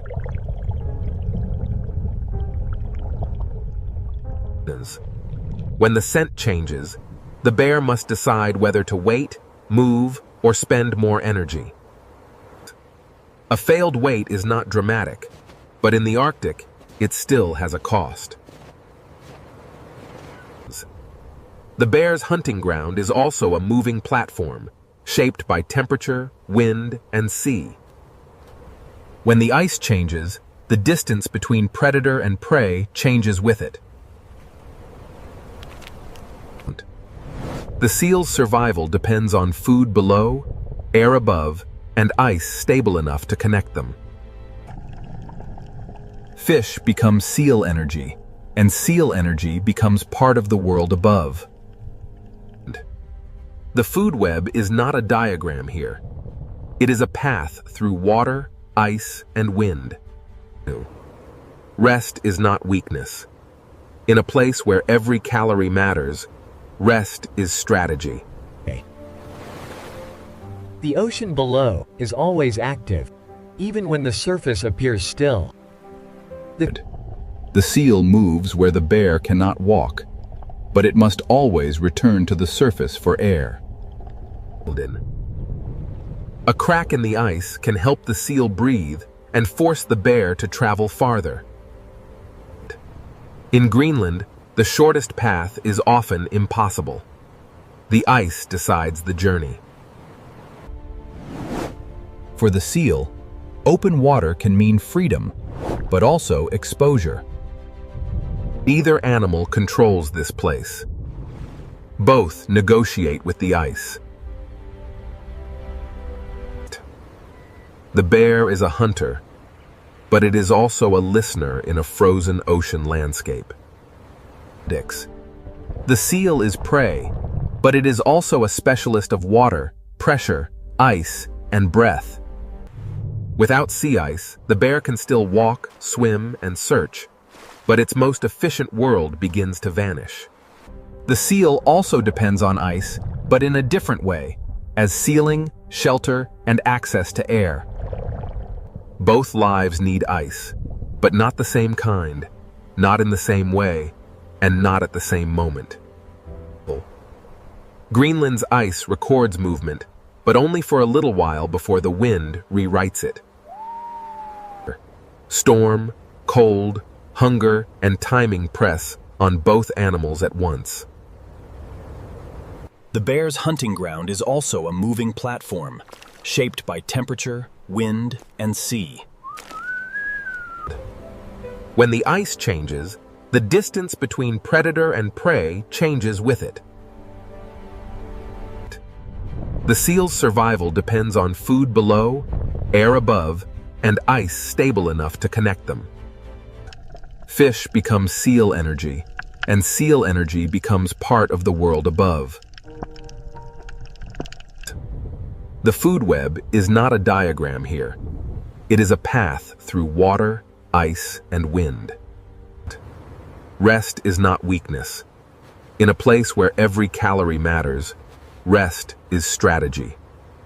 The ocean below is always active, even when the surface appears still. The seal moves where the bear cannot walk, but it must always return to the surface for air. Here, survival becomes smaller, quieter, and no less exact.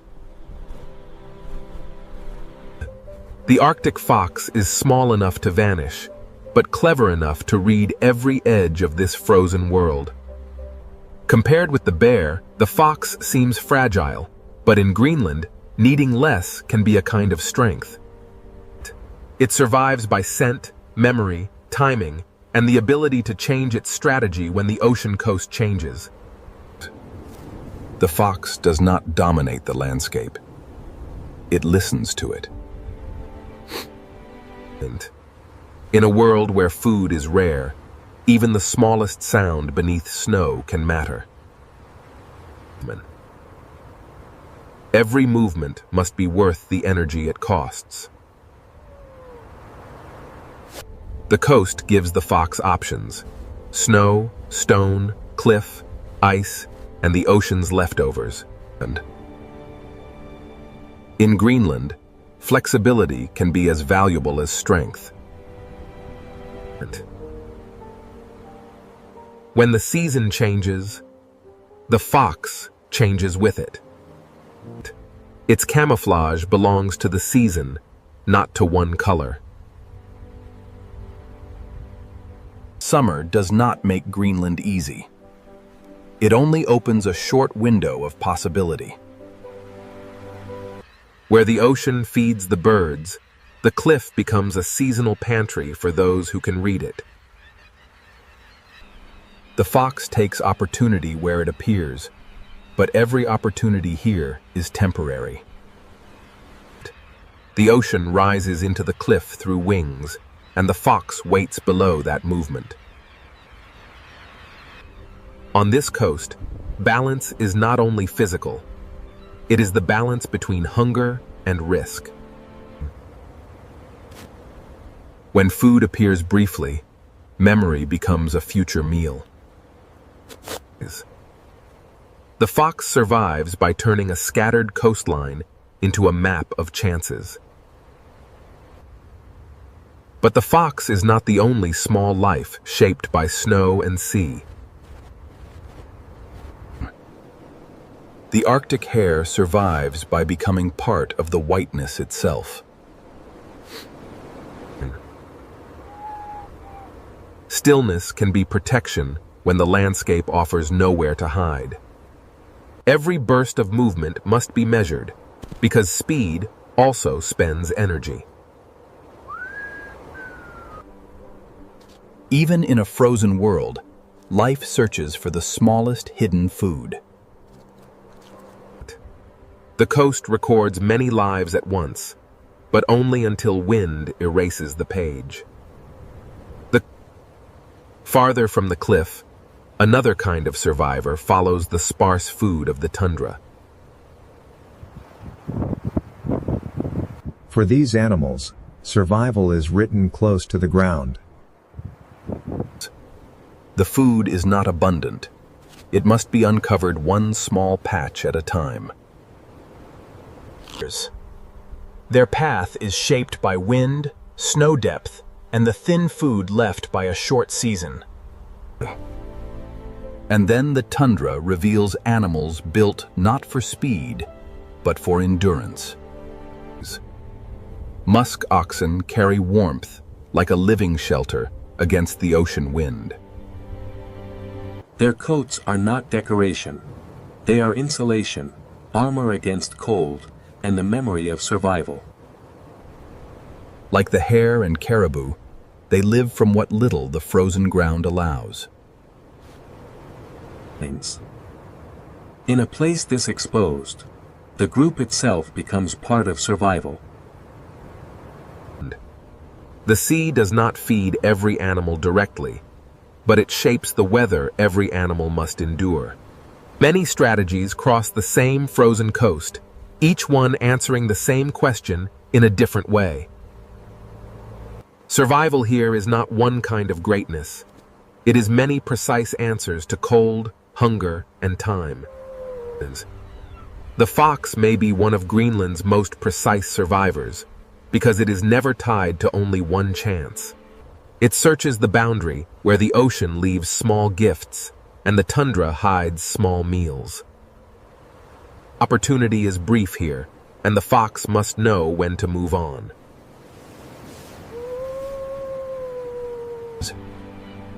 Its world is not land or sea, but the thin line between them. In Greenland, even nearby lives may pass without drama, each saving energy for its own struggle. Some search constantly, some endure in place. Greenland allows both, but rewards neither easily. A few stems beneath snow can matter as much as a breathing hole in the ice. Every track belongs to an animal, spending itself carefully. The fox shows that survival is not always loud, large, or obvious. The tundra teaches another lesson. Endurance can be as cinematic as motion. As light fades, the frozen coast keeps its lives close and quiet. By morning, the story begins again, written in new tracks beside the sea.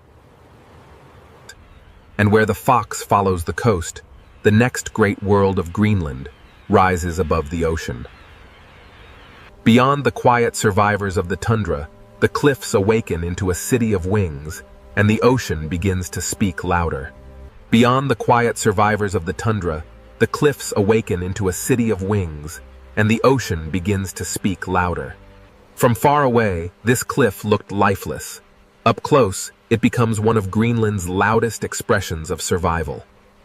The ledges are narrow, the wind is constant, and yet life gathers here in astonishing numbers. In Greenland, abundance does not spread everywhere. It concentrates where the ocean can feed it. Every flight away from the cliff is a journey back to the sea. The birds search the openings, because beneath the ice, food begins to move. A single dive connects sky, cliff, ice, and ocean. Below the surface, the ocean gathers the energy that will return to the cliff. The sea gives, and the wings carry that gift back to stone. The cliff is not separate from the ocean. It is fed by every return. Each landing is precise, because space is scarce and the sea below is unforgiving.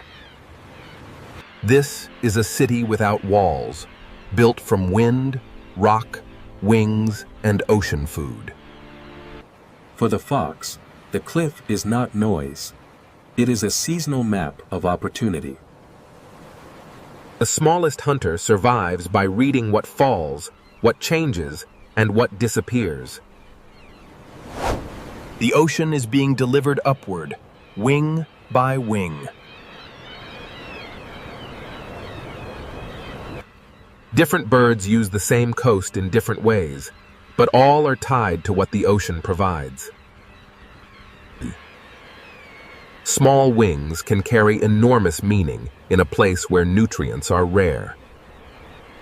Around great colonies, the sea even changes the land, feeding soil that would otherwise remain poor.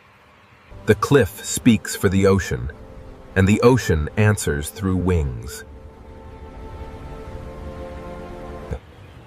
Beyond the cliffs, the coast opens again, and the scale of life begins to change. On the ice, walruses turn a drifting platform into a place of rest. Their bodies are built for cold water, but the ice still gives them a place to pause. The ocean receives them slowly, as if the boundary between ice and water belongs to both. Below the flow, another Greenland world opens, heavier, darker, and shaped by depth. Many marine mammals share the same frozen edge, each using ice and ocean in its own way. Some rest on the ice, some breathe through it, some pass beneath it almost unseen. The same ocean that feeds the birds also carries the lives of seals, walruses, and giants still farther offshore. Farther from shore, the scale changes again. A humpback whale changes the entire fjord with a single breath. The tail rises, and then the giant returns to the hidden ocean below.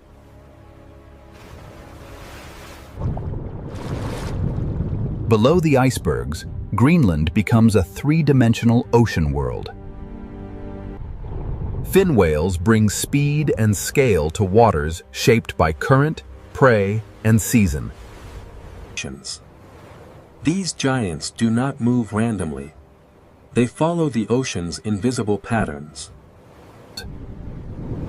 Where plankton and fish gather, the largest bodies on Earth may follow. The bowhead whale belongs deeply to the Arctic imagination, slow, massive, and built for icy seas. Its body carries endurance across seasons, currents, and frozen waters.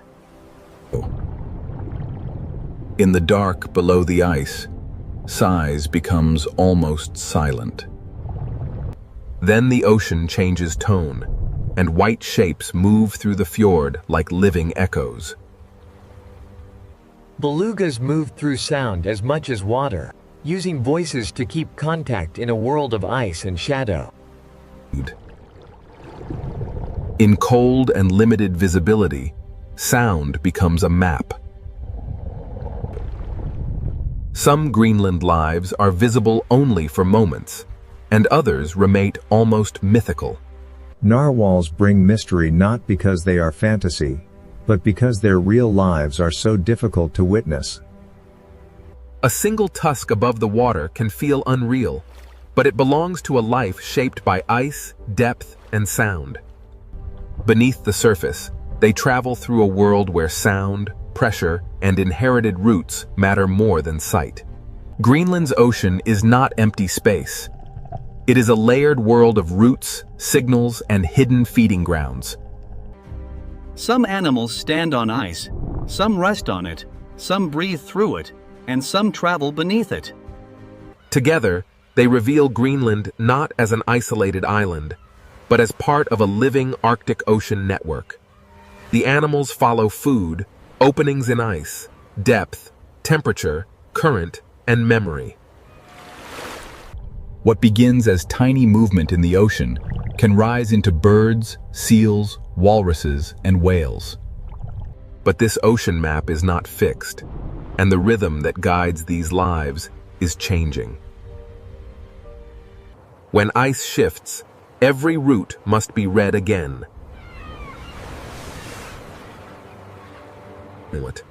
The cliffs, the seals, the walruses, and the whales all depend on timing in the sea. A change in one layer can echo through all the others. And now, the frozen map that holds these lives together begins to change its rhythm. And now, the frozen map that holds these lives together begins to change its rhythm. In Greenland, change does not arrive as an idea. It arrives as thinner ice, wider water, and altered distance. A frozen road can become a maze, and every animal must learn the new shape of the ocean. For the polar bear, distance is not only space. Distance is energy. When ice breaks the route, the bear must walk farther, wait longer, and spend more of what it cannot easily replace. Its strength remains immense, but strength needs a platform. The bear is not defeated by one crack, but every extra distance adds pressure to its life. Below the ice, the seal also faces a changing ceiling. More open water can help a seal breathe, but unstable ice can change where it rests, hides, and raises young. The same change can offer one advantage while removing another. Nothing in Greenland has only one meaning. Ice can shelter, expose, connect, and separate. For seabirds, the question is not only whether food exists, but whether it appears close enough and soon enough. A longer flight can turn abundance into effort. The cliff still lives, but its rhythm depends on a sea that is never still. For the fox, flexibility is survival, but even flexibility depends on what the season provides. It searches the coast as it always has, but the coast itself is beginning to answer differently. On land, change appears in snow depth, exposed ground, and the timing of the short feeding season. The tundra animals endure weather from the sea, even when they do not feed directly from the ocean. A small plant, a thin crust of snow, and a few warmer days can change the choices of animals above the sea. And every part of Greenland returns to the ocean sooner or later.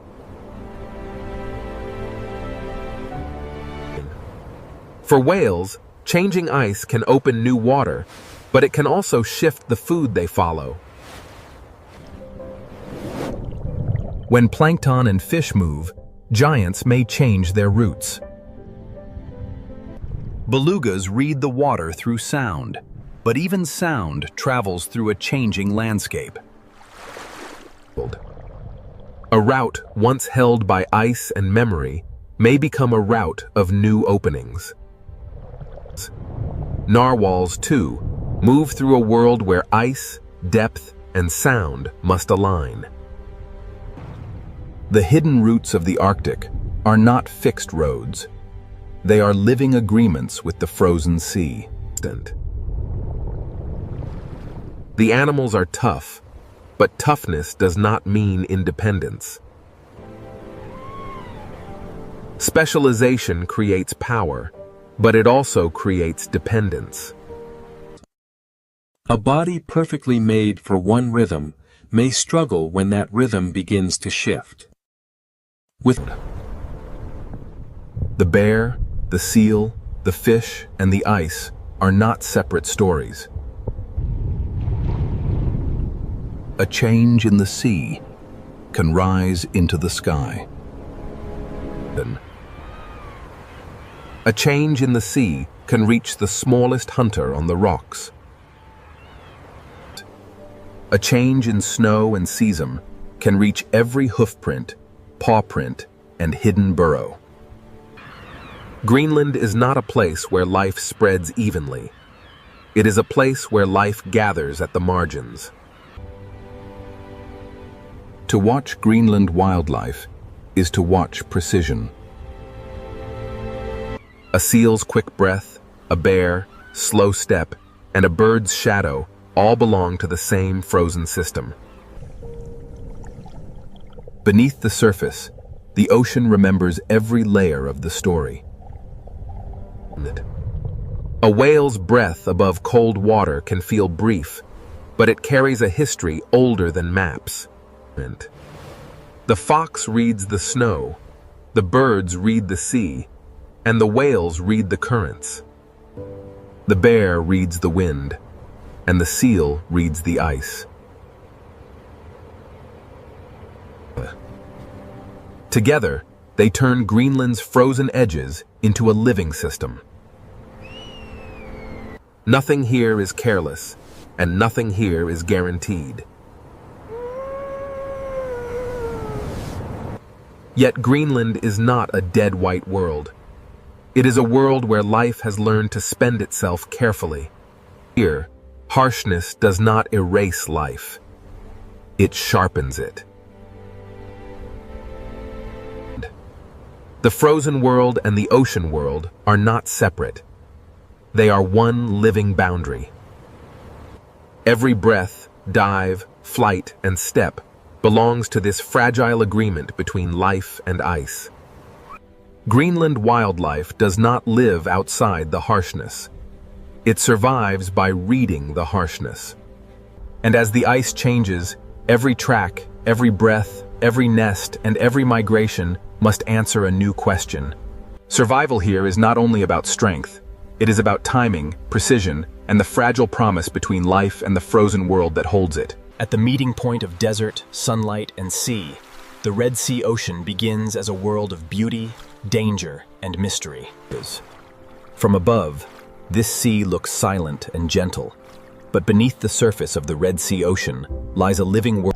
Every descent into this sea is a crossing from the world we know into the hidden heart of the Red Sea Ocean. The deeper we enter the Red Sea Ocean, the more the sea begins to reveal the first shadows of a world built beneath the waves. Here, the Red Sea Ocean begins to change from open blue water into a hidden sea kingdom filled with color, movement, and life. The beauty of this sea is not empty beauty. Every color in the Red Sea Ocean belongs to a living system struggling to survive. Even the sand beneath this sea carries the marks of the Red Sea Ocean, shaped by currents, tides, and the slow rhythm of time. At first, the Red Sea Ocean shows only wonder, but every opening in the reef is also a doorway into survival. Light is the first architect of this sea, shaping every color, every shadow, and every movement inside the Red Sea Ocean. In the Red Sea Ocean, beauty is built layer by layer, and this first coral garden is only the beginning of the seal's hidden story. Now the Red Sea Ocean begins to open before us, not as a silent blue space, but as a living sea city built by coral and time. Every narrow passage in this sea leads to another chamber of life, and every coral wall protects a fragile part of the Red Sea Ocean. The Red Sea Ocean is never truly still. Even in silence, the sea is filled with movement. Below the bright reef, the seafloor tells its own quiet story, written by currents, small creatures, and the endless patience of the ocean. From the sand to the coral, every layer of the Red Sea Ocean is connected, and each layer depends on the one beneath it. A single coral tower in this sea can become a home, a shelter, a hunting ground, and a landmark within the Red Sea Ocean. Around this living tower, the Red Sea Ocean shows its first great rule. Every creature must find its place. Above the reef, the sea becomes a moving sky, where schools of fish travel like clouds through the Red Sea Ocean. In the Red Sea Ocean, beauty and danger often move in the same water, separated only by distance, timing, and instinct. This first glimpse of the Red Sea Ocean has shown only the surface of its story, and ahead, the Coral Kingdom will reveal far more. As we move farther into the Red Sea Ocean, the reef begins to unfold like a living map beneath the sea. Every shelf, every crack, and every sandy path in this sea gives shelter to life within the Red Sea Ocean. The closer we move through this sea, the more the Red Sea Ocean reveals that beauty is also a system of hiding places. This wider reef shows the Red Sea Ocean at its most delicate, where thousands of lives depend on balance within the sea. The Red Sea Ocean teaches its lesson quietly. Beauty may fill the sea, but every creature must remain aware. As the fish return to their rhythm, the Red Sea Ocean invites us deeper into the reef, where the true complexity of the sea is waiting. The deeper we follow this movement, the more the Red Sea Ocean becomes a world of hidden roots beneath the sea. Inside this coral passage, the Red Sea Ocean begins to trade open brightness for shadow, depth, and quiet discovery. From above, this sea chamber shows how the Red Sea Ocean builds order from coral, sand, light, and instinct. Even the quiet center of this sea holds signs of movement, proof that the Red Sea Ocean is alive, even where it seems empty. The Red Sea Ocean always leads us from emptiness back to life, from silence back to the crowded pulse of the reef. As the light strengthens again, the Red Sea Ocean reveals its power to turn every reef corner into a new beginning. The Red Sea Ocean is beautiful because it is alive, but life in this sea also means caution, shelter, and constant awareness. This first chapter of the Red Sea Ocean is leading us toward the Coral Kingdom, where the sea's beauty, danger, and mystery begin to collide. The first chapter of the Red Sea Ocean has shown us only the edge of a much greater world beneath the sea.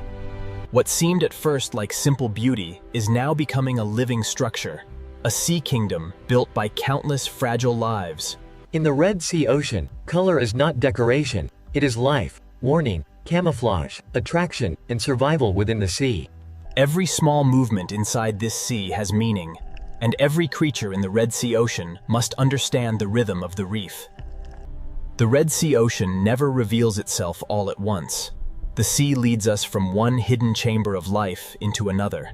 Here, beauty gathers in silence, but beyond the light, the Red Sea Ocean still holds danger and mystery. At this boundary, the Red Sea Ocean shows the truth of the sea.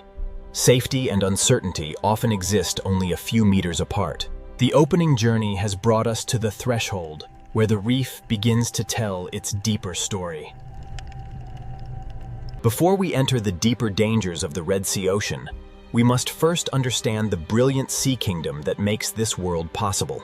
Next, we enter the Coral Kingdom of the Red Sea Ocean, where beauty becomes a living city, and every corner of the sea hides a story of survival. Now we enter the Coral Kingdom of the Red Sea Ocean, where the sea turns beauty into shelter, movement, and life. The Red Sea Ocean is built by lives so small they are almost invisible, yet together they create an entire sea kingdom. Every surface in this sea has a purpose, and every opening in the Red Sea Ocean may become a refuge for life. To follow these fish, is to discover that the Red Sea Ocean is filled with secret roads beneath the sea. Inside the Red Sea Ocean, the Coral Kingdom is a maze where every turn can mean food, shelter, danger, or escape. Beyond the corridor, the Red Sea Ocean opens into a forest of coral, where the sea itself seems to breathe. The Red Sea Ocean is organized in layers, from the coral below to the open sea above, and each layer holds a different kind of life. In this sea, survival is not always a battle. Sometimes the Red Sea Ocean depends on cooperation, but the deeper we observe the Red Sea Ocean, the clearer it becomes that this coral kingdom survives through connection, balance, and constant motion. In this coral kingdom, the Red Sea Ocean survives through connection, and even the smallest fish helps keep the sea alive. The Red Sea Ocean is not only filled with life, it is organized by movement, color, shelter, and instinct. Above the reef, the sea becomes a moving sky, and the Red Sea Ocean fills that sky with thousands of small lives. Every shadow inside this sea has meaning, because in the Red Sea Ocean, darkness can become shelter. Beyond the shadows, the Red Sea Ocean returns to light, where the sea feeds the reef with every passing current. The current is the hidden river of the Red Sea Ocean, carrying food, signals, and change through the sea. As the current carries us forward, the Red Sea Ocean leads us toward a greater reef wall, where the sea's living architecture rises into view. Here, the Red Sea Ocean builds upward, turning coral into a living wall where the sea gathers life in layers.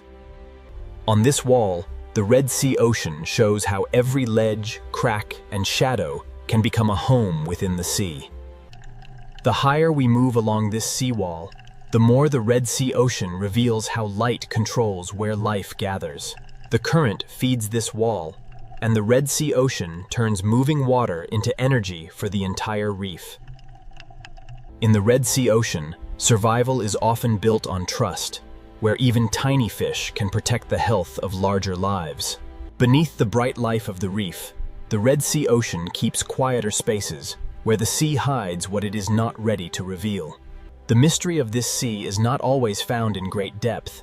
Sometimes the Red Sea Ocean hides it inside a single dark opening. Back in the light, the Red Sea Ocean becomes motion again, a sea of color rising and falling with every passing current. Seen from a distance, this reef wall becomes a complete world, showing how the Red Sea Ocean stacks life from sand to sunlight. As we leave the wall behind, the Red Sea Ocean guides us toward a new reef plateau, where the sea's coral kingdom continues to expand. Beyond the wall, the Red Sea Ocean opens again, and the sea reveals a plateau where life spreads outward in every direction. On this plateau, the Red Sea Ocean becomes a garden of coral, where the sea grows beauty through patience, light, and movement. The closer we look, the more the Red Sea Ocean becomes a world of tiny lives, building the sea one detail at a time. Even across this open sea plateau, the reef creates pathways, and the Red Sea Ocean uses them to connect one shelter to another. This sandy path is more than empty space. In the Red Sea Ocean, it is a route through the sea where movement becomes survival. The Red Sea Ocean leads us from open light back into complexity, where the sea hides countless lives inside coral walls. In this part of the Red Sea Ocean, every creature lives between two choices: remain protected within the reef, or risk the open sea. Above the coral, the Red Sea Ocean turns movement into protection, as the sea gathers small lives into one shifting form. In the Red Sea Ocean, unity can become a shield, because the open sea is beautiful, but it is never empty. As the school fades into the sea, the Red Sea Ocean draws us onward, toward a coral forest where the reef's hidden life grows even more intense. Inside this sea forest, every branch of coral becomes a shelter, and every space between them becomes a path through the Red Sea Ocean. To move through the Red Sea Ocean is to follow instinct, because in this sea, every turn can lead to food, safety, or danger. Here, the Red Sea Ocean seems to breathe, as the reef and the fish move together in the same pulse of the sea. Below the color of the reef, the Red Sea Ocean keeps another layer of life, quieter, slower, and harder to see. The Red Sea Ocean never separates beauty from mystery. The sea hides both in the same reef, often only a few inches apart.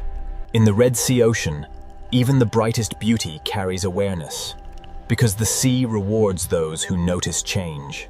The Red Sea Ocean often gives its warning in silence, through a shift in movement, a pause in the reef, and a shadow in the sea. This is where the Coral Kingdom teaches us the truth of the Red Sea Ocean. Beauty can protect life, but it can never erase danger from the sea. Next, we leave the brightest heart of the Red Sea Ocean and begin to uncover the hidden danger beneath the beauty of the sea. Beyond the brightest heart of the reef, the Red Sea Ocean begins to reveal the danger hidden inside beauty. At this boundary, the Red Sea Ocean becomes a meeting place where reef life, open water, and hidden danger constantly overlap. As we descend along the reef slope, the Red Sea Ocean leads us into a darker zone where danger becomes harder to see. In this sea, danger does not always arrive with motion. Sometimes it begins with stillness. The reef reacts before the eye understands, because in the Red Sea Ocean, survival depends on sensing danger early. As the reef slope darkens, the Red Sea Ocean teaches us that danger is often hardest to see when the sea appears calm. In the Red Sea Ocean, some danger does not chase through the sea. It waits silently, hidden in plain sight. The Red Sea Ocean often hides its hunters beyond the frame, allowing only their shadow to speak for them. Here, the Red Sea Ocean turns invisibility into protection, and the sea allows danger to become part of the landscape. Here, danger wears beauty openly, and the Red Sea Ocean gives even its most dangerous creatures a hypnotic grace. After seeing what can hide on the seafloor, every shadow in the Red Sea Ocean begins to feel more alive. In the Red Sea Ocean, beauty can be a warning, and stillness can be more powerful than speed. The reef is not only a shelter. In the Red Sea Ocean, it is also a place where danger can wait unseen. Not every hidden creature in this sea is a hunter. In the Red Sea Ocean, camouflage can also be the language of defense. Inside this shadowed space, the Red Sea Ocean reminds us that the reef has eyes, even where the light cannot reach. The Red Sea Ocean is filled with quiet transformations, where survival may depend on becoming part of the sea itself. Nothing here is wasted. Not a shadow, not a crack, not a pause. Everything in the Red Sea Ocean can become part of survival. Every creature in the Red Sea Ocean reads the sea around it, measuring distance, movement, and the intentions of others. In the Red Sea Ocean, danger is not always an event. Often, it is a pattern of respect written into the movement of the sea. We have seen danger inside the reef, but the Red Sea Ocean holds another kind of danger in the open sea beyond. When the fish gather tightly again, the Red Sea Ocean signals that something in the sea has changed. Beyond the reef, the Red Sea Ocean becomes a different world, where the safety of coral gives way to the uncertainty of open sea. In the open sea, there are fewer places to hide, and every movement in the Red Sea Ocean must be measured with care. Now the Red Sea Ocean draws us toward a greater danger, where the open sea holds shapes that move with power, distance, and silence. For small fish in the Red Sea Ocean, the open sea offers space, but space also means risk. In the Red Sea Ocean, the open sea can turn silent in an instant, and that silence is often the first sign of power nearby. The Red Sea Ocean does not need violence to reveal danger. Sometimes distance alone is enough to change the behavior of the sea. The Red Sea Ocean gives warning through motion, and when a school tightens, the sea itself seems to hold its breath. A great hunter in the Red Sea Ocean moves like part of the sea itself, quiet, patient, and almost impossible to ignore. In this sea, a hunter does not need to rush. The Red Sea Ocean often gives power to patience. The Red Sea Ocean is not always violent, but the possibility of danger shapes every choice made in the sea. In the Red Sea Ocean, survival is often not about escape at the last moment, but about knowing when to return to shelter. After every journey into open water, the Red Sea Ocean draws small lives back toward the protection of the reef. The reef becomes a fortress in the Red Sea Ocean, a place where small lives survive by knowing every hidden passage of the sea. Inside these coral passages, the Red Sea Ocean changes from open danger into hidden strategy, where the sea rewards those who know the maze. The reef may offer shelter, but in the Red Sea Ocean, the edge of safety is never far from the unknown. Even after leaving the open sea, danger remains. In the Red Sea Ocean, the reef can hide what the eye almost misses. The Red Sea Ocean is full of hidden warnings, and sometimes the most dangerous shape in the sea is the one that looks like stone. As we rise again through the reef, the Red Sea Ocean reminds us that danger and beauty are never separate. They trade places with every turn of the sea. The Red Sea Ocean has shown us danger in the open sea and danger inside the reef, but its deepest warnings still lie ahead. The Red Sea Ocean has shown danger in the open sea and danger inside the reef, but the deepest warnings often arrive at the edge of the reef. The Red Sea Ocean becomes a border between color and shadow, between shelter and the deep sea beyond. Below the bright reef, the Red Sea Ocean descends into a world where shapes become shadows and danger becomes harder to read. The Red Sea Ocean changes with depth, and every meter downward takes the sea farther from brightness and closer to mystery.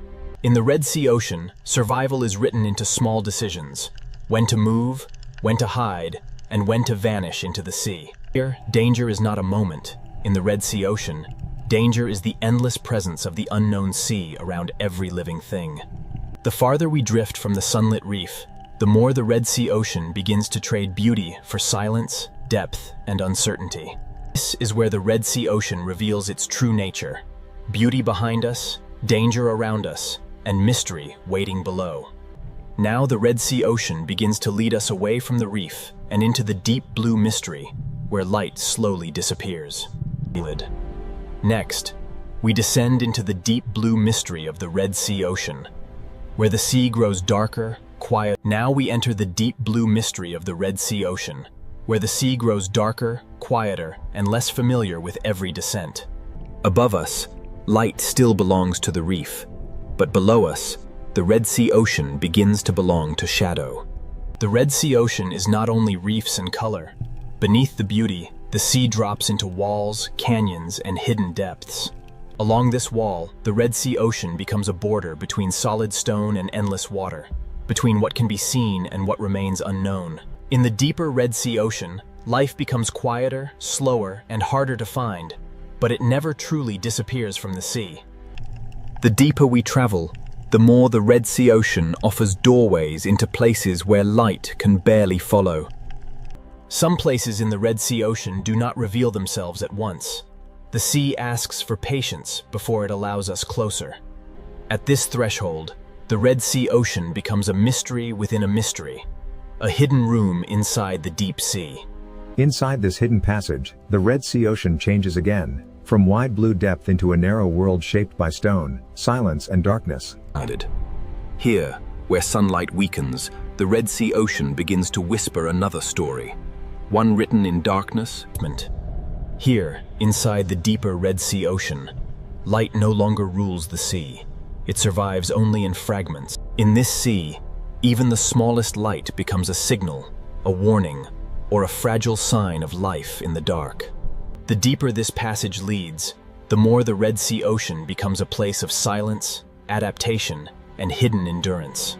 Inside the Red Sea Ocean, even darkness has direction, guiding life through hidden corridors carved by time and water.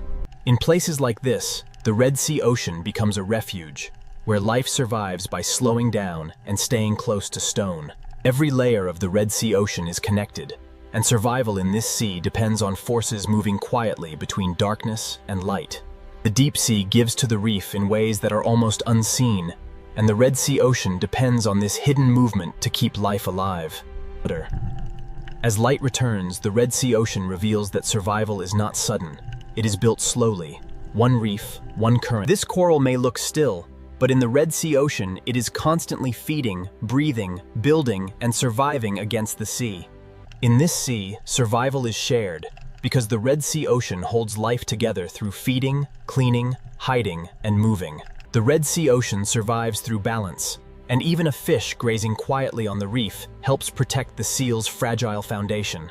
From the coral floor to the open sea above, the Red Sea Ocean builds survival in layers, and every layer must remain strong. Movement is survival in the Red Sea Ocean, because the sea demands that every creature know when to rise, when to feed, and when to return. In this sea, nothing survives alone. The Red Sea Ocean depends on timing, shelter. As the current carries us forward, the Red Sea Ocean begins to show the fragile strength of life adapting to a changing sea. As the current reaches brighter water, the Red Sea Ocean reveals how survival depends on adapting to a sea that never stands still. The reef may appear strong, but in the Red Sea Ocean, even the brightest coral survives only when the sea remains in balance. In this sea, survival is not always dramatic. The Red Sea Ocean often tests life through space, shelter, and quiet competition. For a small fish in the Red Sea Ocean, survival can be measured in seconds, in distance, and in the safety of the next coral opening. The Red Sea Ocean is a world of constant choices, where every creature must read the sea before it moves. To feed, life must leave shelter, and in the Red Sea Ocean, every meal comes with a measure of risk. In this ocean, timing is everything, because the Red Sea gives life only brief moments to feed before the sea asks it to return. The reef protects life, but life must also protect the reef, and this is the fragile agreement at the heart of the Red Sea Ocean. In the Red Sea Ocean, survival is not carried by one creature alone. It is shared across the entire sea. This living reef is beautiful, but its strength is fragile, and the Red Sea Ocean survives only by holding many forces in balance. In the Red Sea Ocean, warmth gives life energy, but too much change can turn strength into fragility. The current is more than movement. In the Red Sea Ocean, it is the sea's way of delivering life to the reef. In this sea, survival often means choosing the right place to wait, where food arrives but danger stays at a distance. The Red Sea Ocean is never completely still, and every creature here must learn to use the sea's force without being carried away by it. Even in a sea of movement, life needs shelter, and the Red Sea Ocean offers calm pockets where fragile creatures can recover. In these protected corners, the Red Sea Ocean gives young life a chance, but even here, survival remains uncertain. From the beginning, life in the Red Sea Ocean must learn the language of shadow, shelter, and sudden silence. The danger passes, the current continues, and the Red Sea Ocean returns to the endless rhythm that holds the reef together. Abundance in the Red Sea Ocean is not guaranteed. It is created every moment by balance between current, coral, fish, and light. The Red Sea Ocean is strong because it is connected, yet fragile, because every connection must keep working for the sea to survive. The Red Sea Ocean survives because every part of the sea is linked, from the smallest shelter to the widest current. In this sea, the current is not background motion. It is the quiet force that carries food, oxygen, and survival through the Red Sea Ocean. The Red Sea Ocean offers life, but it also tests life, because every safe space in the sea has value. In the Red Sea Ocean, the reef protects countless lives, but the reef itself must also be protected by the behavior of the sea. Young life in the Red Sea Ocean begins in small protected spaces, where the sea offers shelter before it demands strength. From the first days of life, the Red Sea Ocean teaches every creature to read the sea through light, shadow, and movement. The Red Sea Ocean is a chain of survival, and every link in the sea depends on another link staying strong. In the Red Sea Ocean, light gives energy, but life must also know when to seek shade, rest, and protection within the sea. Rest is also survival in the Red Sea Ocean, because the sea rewards those that save energy for the moment they truly need it. The Red Sea Ocean is powerful because life adapts, but it remains fragile because every adaptation depends on balance within the sea. The Red Sea Ocean is powerful because life adapts, but every adaptation depends on balance within the sea. In this fragile sea, survival is not one great act, but thousands of small actions repeated every day inside the Red Sea Ocean. Every meal in the Red Sea Ocean requires a choice, because the sea gives life, and tests life at the same time. In the Red Sea Ocean, survival belongs to those that understand when to move, when to hide, and when to wait. The Red Sea Ocean looks abundant here, but abundance survives only when the sea's hidden balance remains unbroken. This sea survives because its parts are connected, and the Red Sea Ocean becomes fragile whenever one connection begins to fail. Here, the Red Sea Ocean gathers every lesson of the sea. Beauty to attract life, danger to shape it. The Red Sea Ocean is not one story, but many stories moving together through the same water. From the smallest coral polyp to the widest current, the Red Sea Ocean survives through balance, and that balance is the true strength of the sea. Next, we return to the full Red Sea Ocean, where beauty, danger, and mystery finally collide in one unforgettable sea. Now the Red Sea Ocean gathers every force we have seen, beauty, danger, mystery, and survival, into one living sea. The Red Sea Ocean is not divided into separate worlds. The reef, the open sea, and the deep all breathe through the same water. The beauty of the Red Sea Ocean is still the first thing we see, but now we understand how much life is hidden inside that beauty. Here, the Red Sea Ocean reminds us that danger does not always destroy beauty. Sometimes it wears beauty as its warning. When life leaves the reef, the Red Sea Ocean changes its rules, and every movement across the open sea becomes a risk. The Red Sea Ocean does not need chaos to show power.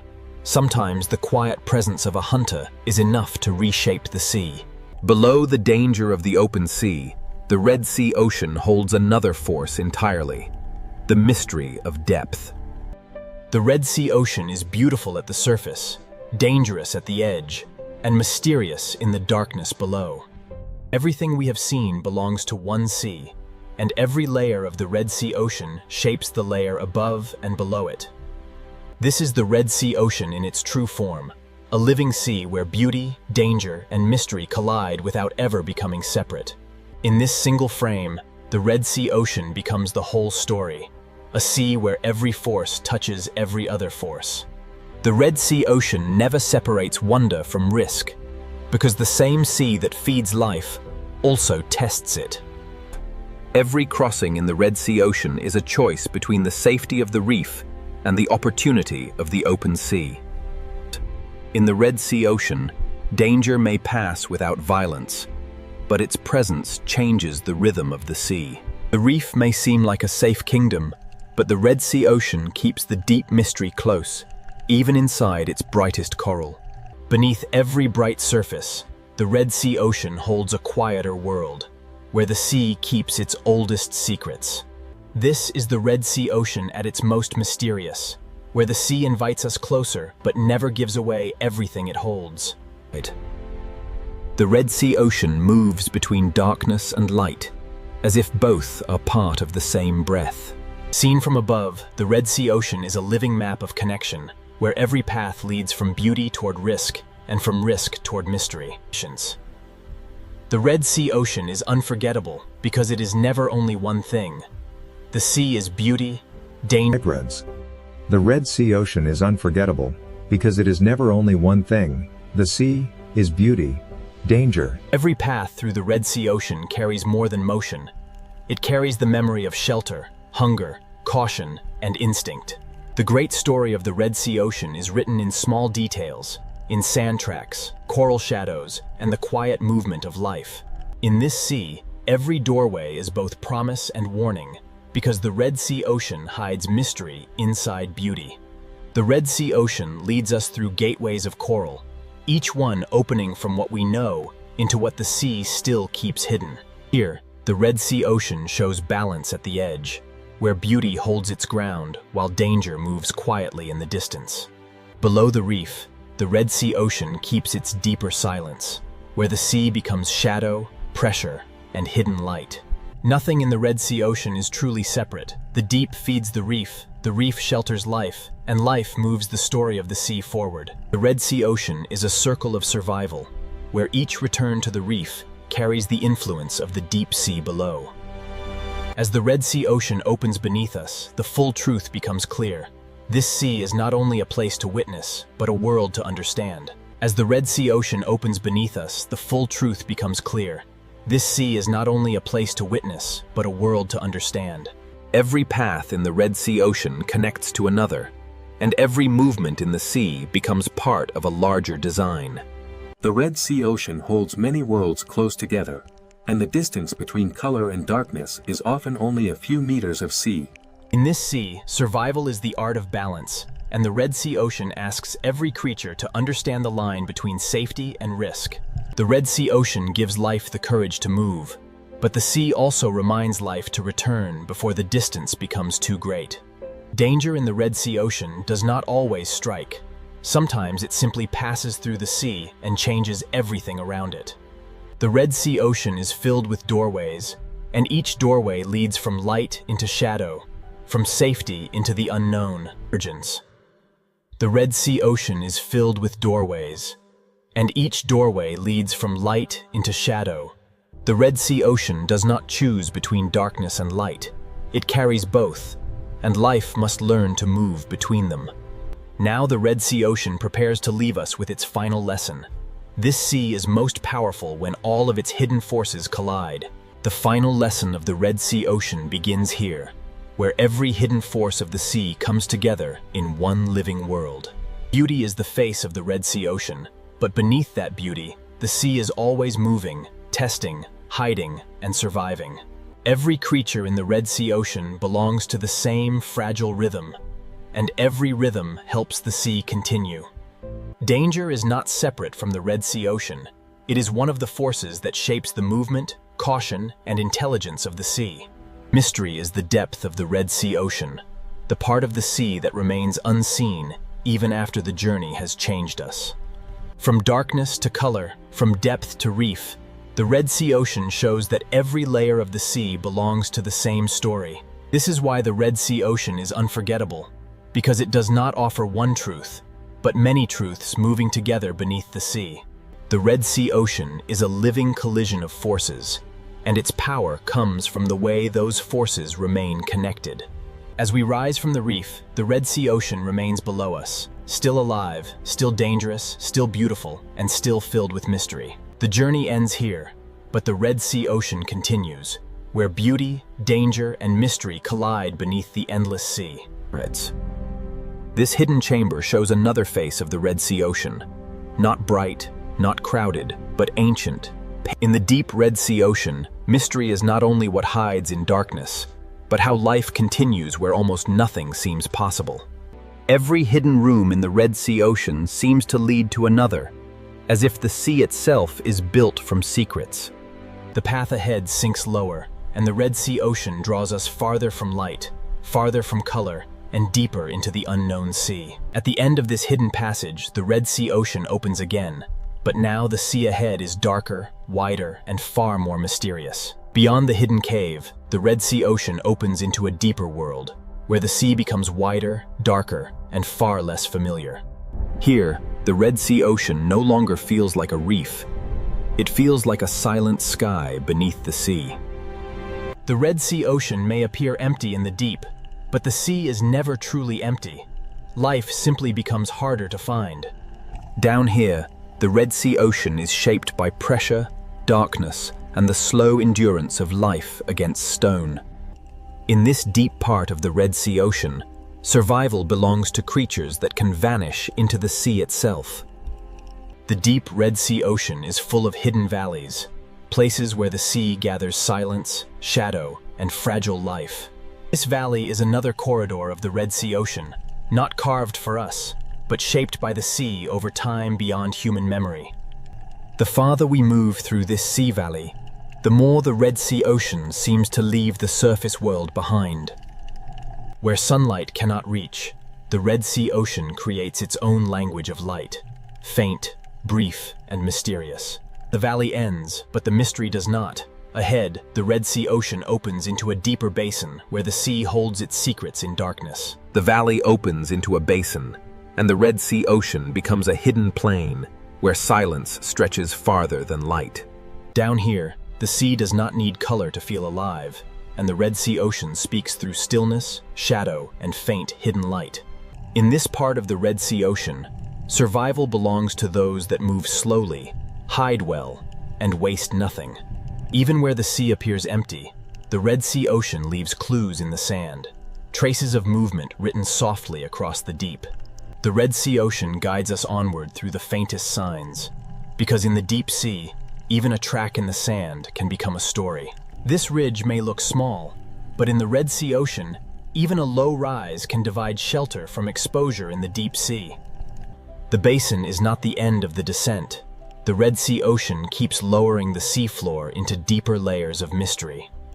With every downward turn, the Red Sea Ocean grows less familiar, as if the sea is hiding older worlds beneath newer ones. Here, the Red Sea Ocean reveals a world that does not need brightness to be beautiful, only the will to survive in darkness. Ahead, another opening waits in the deep Red Sea Ocean, and the sea seems to pull everything slowly toward the darkness beyond.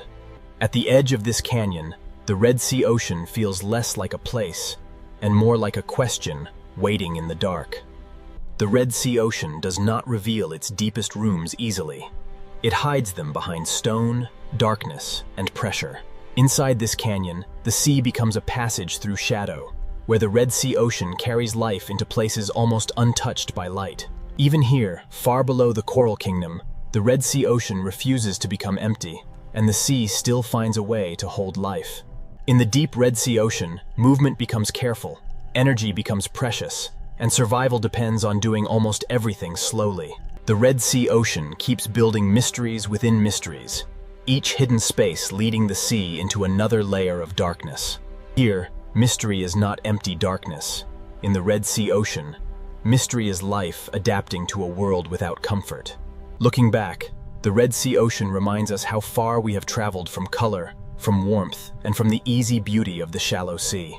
The deep Red Sea Ocean may seem separate from the reef, but every layer of the sea is connected by currents, nutrients, and life. Next, we return toward the living layers of the Red Sea Ocean, where survival depends on balance, adaptation, and the fragile strength of the sea. The Pacific Ocean looks peaceful, but beneath this enormous sea, Earth is hiding forces powerful enough to. The Pacific Ocean is not silent at all, because every movement of the sea is connected to deeper, invisible energy. This peaceful sea is only the outer skin of a much larger and more restless ocean system. Below the calm sea surface, the Pacific Ocean carries heat, pressure, and geological stress across unimaginable distances. That the Pacific Ocean is both a cradle of life and one of the greatest engines of natural disaster on Earth. To understand where earthquakes, tsunamis, and superstorms begin, we must look beyond the surface of the sea. Beneath the sea surface, the Pacific Ocean becomes a hidden world shaped by pressure, darkness, and time. Most of the Pacific Ocean is hidden beneath light, where the sea begins to reveal its true scale and power. That the deeper the Pacific Ocean becomes, the closer we move toward the forces that shape the planet from below. Beneath the Pacific Ocean Sea lies the restless foundation where the story of earthquakes, tsunamis, and superstorms truly begins. The Pacific Ocean seafloor is not a quiet, empty plain, but a vast, hidden landscape shaped by pressure, movement, and ancient force. Beneath this enormous ocean, the foundation of the Earth is cracked, folded, and constantly changing. These silent scars on the Pacific Ocean floor mark the places where immense geological stress can slowly build. The Pacific Ocean hides boundaries, where sections of Earth's crust press against one another in silence. Deep under the Pacific Ocean Sea, pressure does not disappear. It waits, gathers, and strengthens. Even the smallest movement in this deep ocean world can be the first sign of a much larger force awakening. That the Pacific Ocean contains some of the deepest and most active geological regions on the planet. That the deeper the Pacific Ocean becomes, the more it reveals a world where stillness can hide enormous danger. Earthquakes in the Pacific Ocean begin when stored pressure finally overcomes the strength of rock. Beneath the Pacific Ocean Sea, the first quiet signs of a future earthquake may already be beginning. The Pacific Ocean often gives its first warning deep below the sea, long before anything changes at the surface. Beneath the Pacific Ocean Sea, pressure can remain trapped for centuries before releasing in a single violent moment. The Pacific Ocean rests on moving plates, and where those plates lock together, invisible energy begins to accumulate. This deep-sea silence is deceptive, because the Pacific Ocean floor is slowly storing the force that can shake entire coastlines. When rock beneath the Pacific Ocean can no longer hold against pressure, the stored energy begins to search for release. Trenches beneath the Pacific Ocean mark places where one plate may be forced beneath another, creating some of Earth's most powerful seismic zones. In the Pacific Ocean, the greatest disasters often begin with movements so deep that the surface sea remains unaware. Every layer of rock beneath the Pacific Ocean carries a record of collisions, ruptures, and pressure built over geological time. An earthquake beneath the Pacific Ocean does not begin as a single image, but as a chain of stress, resistance, and sudden release. Beneath the Pacific Ocean Sea, calm is never proof of safety, because the next movement may begin without warning. The Pacific Ocean can return to silence, even when the forces beneath the sea have not disappeared. Under this sea, stillness is only a pause between movements of the Earth. Every fracture beneath the Pacific Ocean is part of a larger system that links deep geology to the sea above. The Pacific Ocean hides an enormous architecture of stress, where pressure can travel across the ocean floor without being seen at the surface. When the seafloor moves, the entire Pacific Ocean above it becomes part of the transfer of energy. The ocean does not need to break open violently to carry danger. Sometimes the first signal is a silent movement through water. Energy born under the Pacific Ocean can move upward and outward through the sea long before the world recognizes its power. The Pacific Ocean is a bridge between the planet's inner force and the atmosphere that shapes storms above. This single ocean can carry energy from the seafloor into waves, from warm water into clouds, and from silence into catastrophe. The Pacific Ocean is never only what we see on the surface, because beneath this sea, earthquakes may begin. The Pacific Ocean always returns to beauty on the surface, even when the deep sea below continues to hold the memory of pressure and movement. What happens beneath the Pacific Ocean may remain invisible, but its consequences can travel across the sea with unstoppable force. The Pacific Ocean is connected from its deepest trenches to its highest storm clouds. Beneath this sea, the earth can shake. Above this sea, storms can grow. And across this sea, the Pacific Ocean is not one story, but many forces moving together beneath one endless surface. Every calm ocean scene in the Pacific carries the possibility of sudden transformation. This opening journey has only revealed the first layer of the Pacific Ocean, because the deeper story begins where the seafloor meets the movement. To understand earthquakes beneath the Pacific Ocean, we must descend again into the places where tectonic plates collide, lock, and for the next part of this Pacific Ocean story, we'll enter the Ring of Fire, where the sea hides volcanoes, trenches, and earthquake zones. Powerful leaks fold. The Pacific Ocean is the silent giant of Earth, and beneath this vast sea begins the path toward earthquake. Beneath the Pacific Ocean Sea lies the Ring of Fire, a vast hidden boundary where the planet's crust is restless. Along the Pacific Ocean trenches, one tectonic plate can be forced beneath another, creating some of the strongest earthquakes the planet can produce. The Ring of Fire beneath the Pacific Ocean Sea is where pressure gathers, rocks resist, and the first hidden steps toward earthquake begin. Inside the Pacific Ocean Sea, the Ring of Fire is not a single place, but a vast chain of hidden collision zones wrapped around the ocean basin. These layers beneath the Pacific Ocean were shaped by millions of years of pressure, collision, eruption, and slow tectonic movement.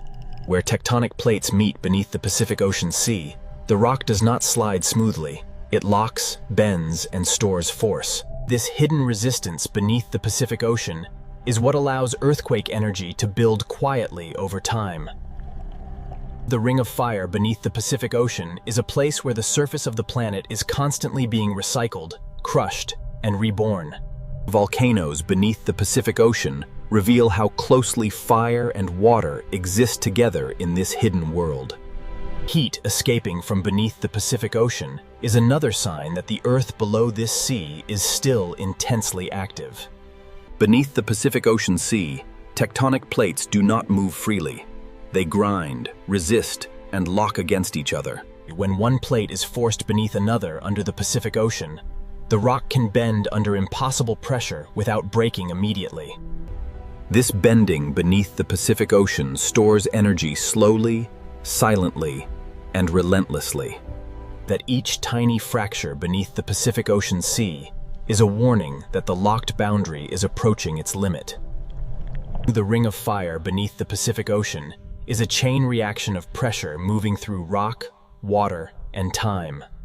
Before a major earthquake beneath the Pacific Ocean, the seafloor may show only quiet signs of pressure seeking escape. When the locked plates beneath the Pacific Ocean finally slip, the release can shake the seabed with extraordinary force. This is the hidden moment when the Pacific Ocean begins to transform stored pressure into seismic motion. Even before the largest movement arrives, the Pacific Ocean floor can begin to ripple with warnings written in sand, stone, and pressure. Beneath the Pacific Ocean Sea, the ring of fire is now fully awake, and the next movement may be the first true step toward an earthquake. Beneath the Pacific Ocean Sea, pressure does not always release at once. It first announces itself through subtle motion in rock, sand, and water. That this locked boundary under the Pacific Ocean has held back immense force. But every tremor means the balance is weakening. When seismic pressure starts to move beneath the Pacific Ocean Sea, the first disturbance may travel through stone before it travels through water. Along the Pacific Ocean Ring of Fire, trenches mark the places where the planet folds its crust downward and stores dangerous energy. That beneath the Pacific Ocean Sea, even a small upward movement of the ocean floor can become the beginning of a much larger event. The Pacific Ocean hides the moment when pressure becomes motion, and motion becomes the first language of an earthquake.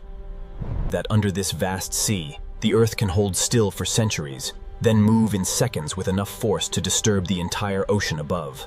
An earthquake beneath the Pacific Ocean is not only a movement of rock, it is the beginning of an energy transfer into the sea itself. Beneath the Pacific Ocean Sea, the ring of fire has moved from silent pressure into active strain, and the final rupture is now close. Beneath the Pacific Ocean Sea, the ring of fire has reached the moment when stored pressure can no longer remain hidden. An earthquake beneath the Pacific Ocean begins when locked rock finally gives way. When the Pacific Ocean floor shifts suddenly, the movement is not only local, it becomes energy transferred into the sea above. That this vertical movement beneath the Pacific Ocean is one of the critical forces that can disturb an enormous mass of water. The sea itself does not create the first force. The Pacific Ocean receives that force from the sudden motion of the Earth below. Deep under the Pacific Ocean, an earthquake is not the end of the story, but the beginning of a new motion through the sea. The terrifying truth of the Pacific Ocean is that disaster can begin deep below, while the surface remains almost unchanged. This contrast is what makes the Pacific Ocean so dangerous. A peaceful surface can conceal a violent transformation underneath. Once the Pacific Ocean floor has moved, the next question is whether that movement has pushed enough water to form a tsunami. Beneath the Pacific Ocean, the Ring of Fire has released its first great force, and in the next chapter, the sea itself will show how an earthquake can become a tsunami. When the Pacific Ocean floor shifts, the sea above it may become the next carrier of Earth's power. A tsunami does not begin as a towering wave, but as energy moving quietly through the ocean. In the open Pacific Ocean, tsunami energy can travel across enormous distances while barely changing the surface. The Pacific Ocean can carry this energy like a message written through water. When part of the Pacific Ocean floor rises or drops suddenly, it pushes the water above into motion. The sea does not move because of wind here. It moves because the ground beneath the Pacific Ocean has changed shape. The size of the displaced seafloor helps determine how much water the Pacific Ocean will set in motion. In deep water, tsunami waves are often long, fast, and low, hiding their strength across the vast Pacific Ocean. This is what makes the Pacific Ocean so deceptive. The first stage of a tsunami may pass beneath a calm-looking sea. The tsunami has begun, not as destruction, but as silent energy racing across the Pacific Ocean. Across the deep Pacific Ocean, the first stage of a tsunami may be almost invisible to the eye. In deep water, tsunami energy can travel fast, while the ocean's surface remains deceptively low and smooth. The Pacific Ocean can carry a tsunami across thousands of kilometers before the wave begins to rise. The deeper the ocean, the more efficiently the Pacific Ocean allows this energy to move. A tsunami is not simply a surface wave, but a movement involving a vast depth of water. Unlike ordinary wind waves, tsunami energy reaches deep into the Pacific Ocean. The Pacific Ocean transforms the earthquake's sudden force into a traveling pulse of water. The Pacific Ocean can hide great danger inside motion, too broad and low to appear threatening. Only when this energy approaches shallower water will the Pacific Ocean begin to reveal its true power. The Pacific Ocean is carrying the wave toward shallower ground, where silence will begin to turn into height. The Pacific Ocean is now carrying the hidden force away from deep water and toward the place where the wave will begin to change. As the Pacific Ocean becomes shallower, the energy has less space to remain hidden. When tsunami energy reaches shallower parts of the Pacific Ocean, the wave begins to slow down. The wave loses speed, but it does not lose energy. The Pacific Ocean begins converting hidden horizontal motion into visible height. This is the transformation stage, when the Pacific Ocean begins to reveal the force that had been hidden across deep water. The shallower the Pacific Ocean becomes, the more the wave is forced upward. Below the surface, the Pacific Ocean is already moving with dangerous strength. A tsunami becomes most dangerous when the Pacific Ocean forces deep energy into shallow form. The Pacific Ocean has begun turning silent energy into a visible wall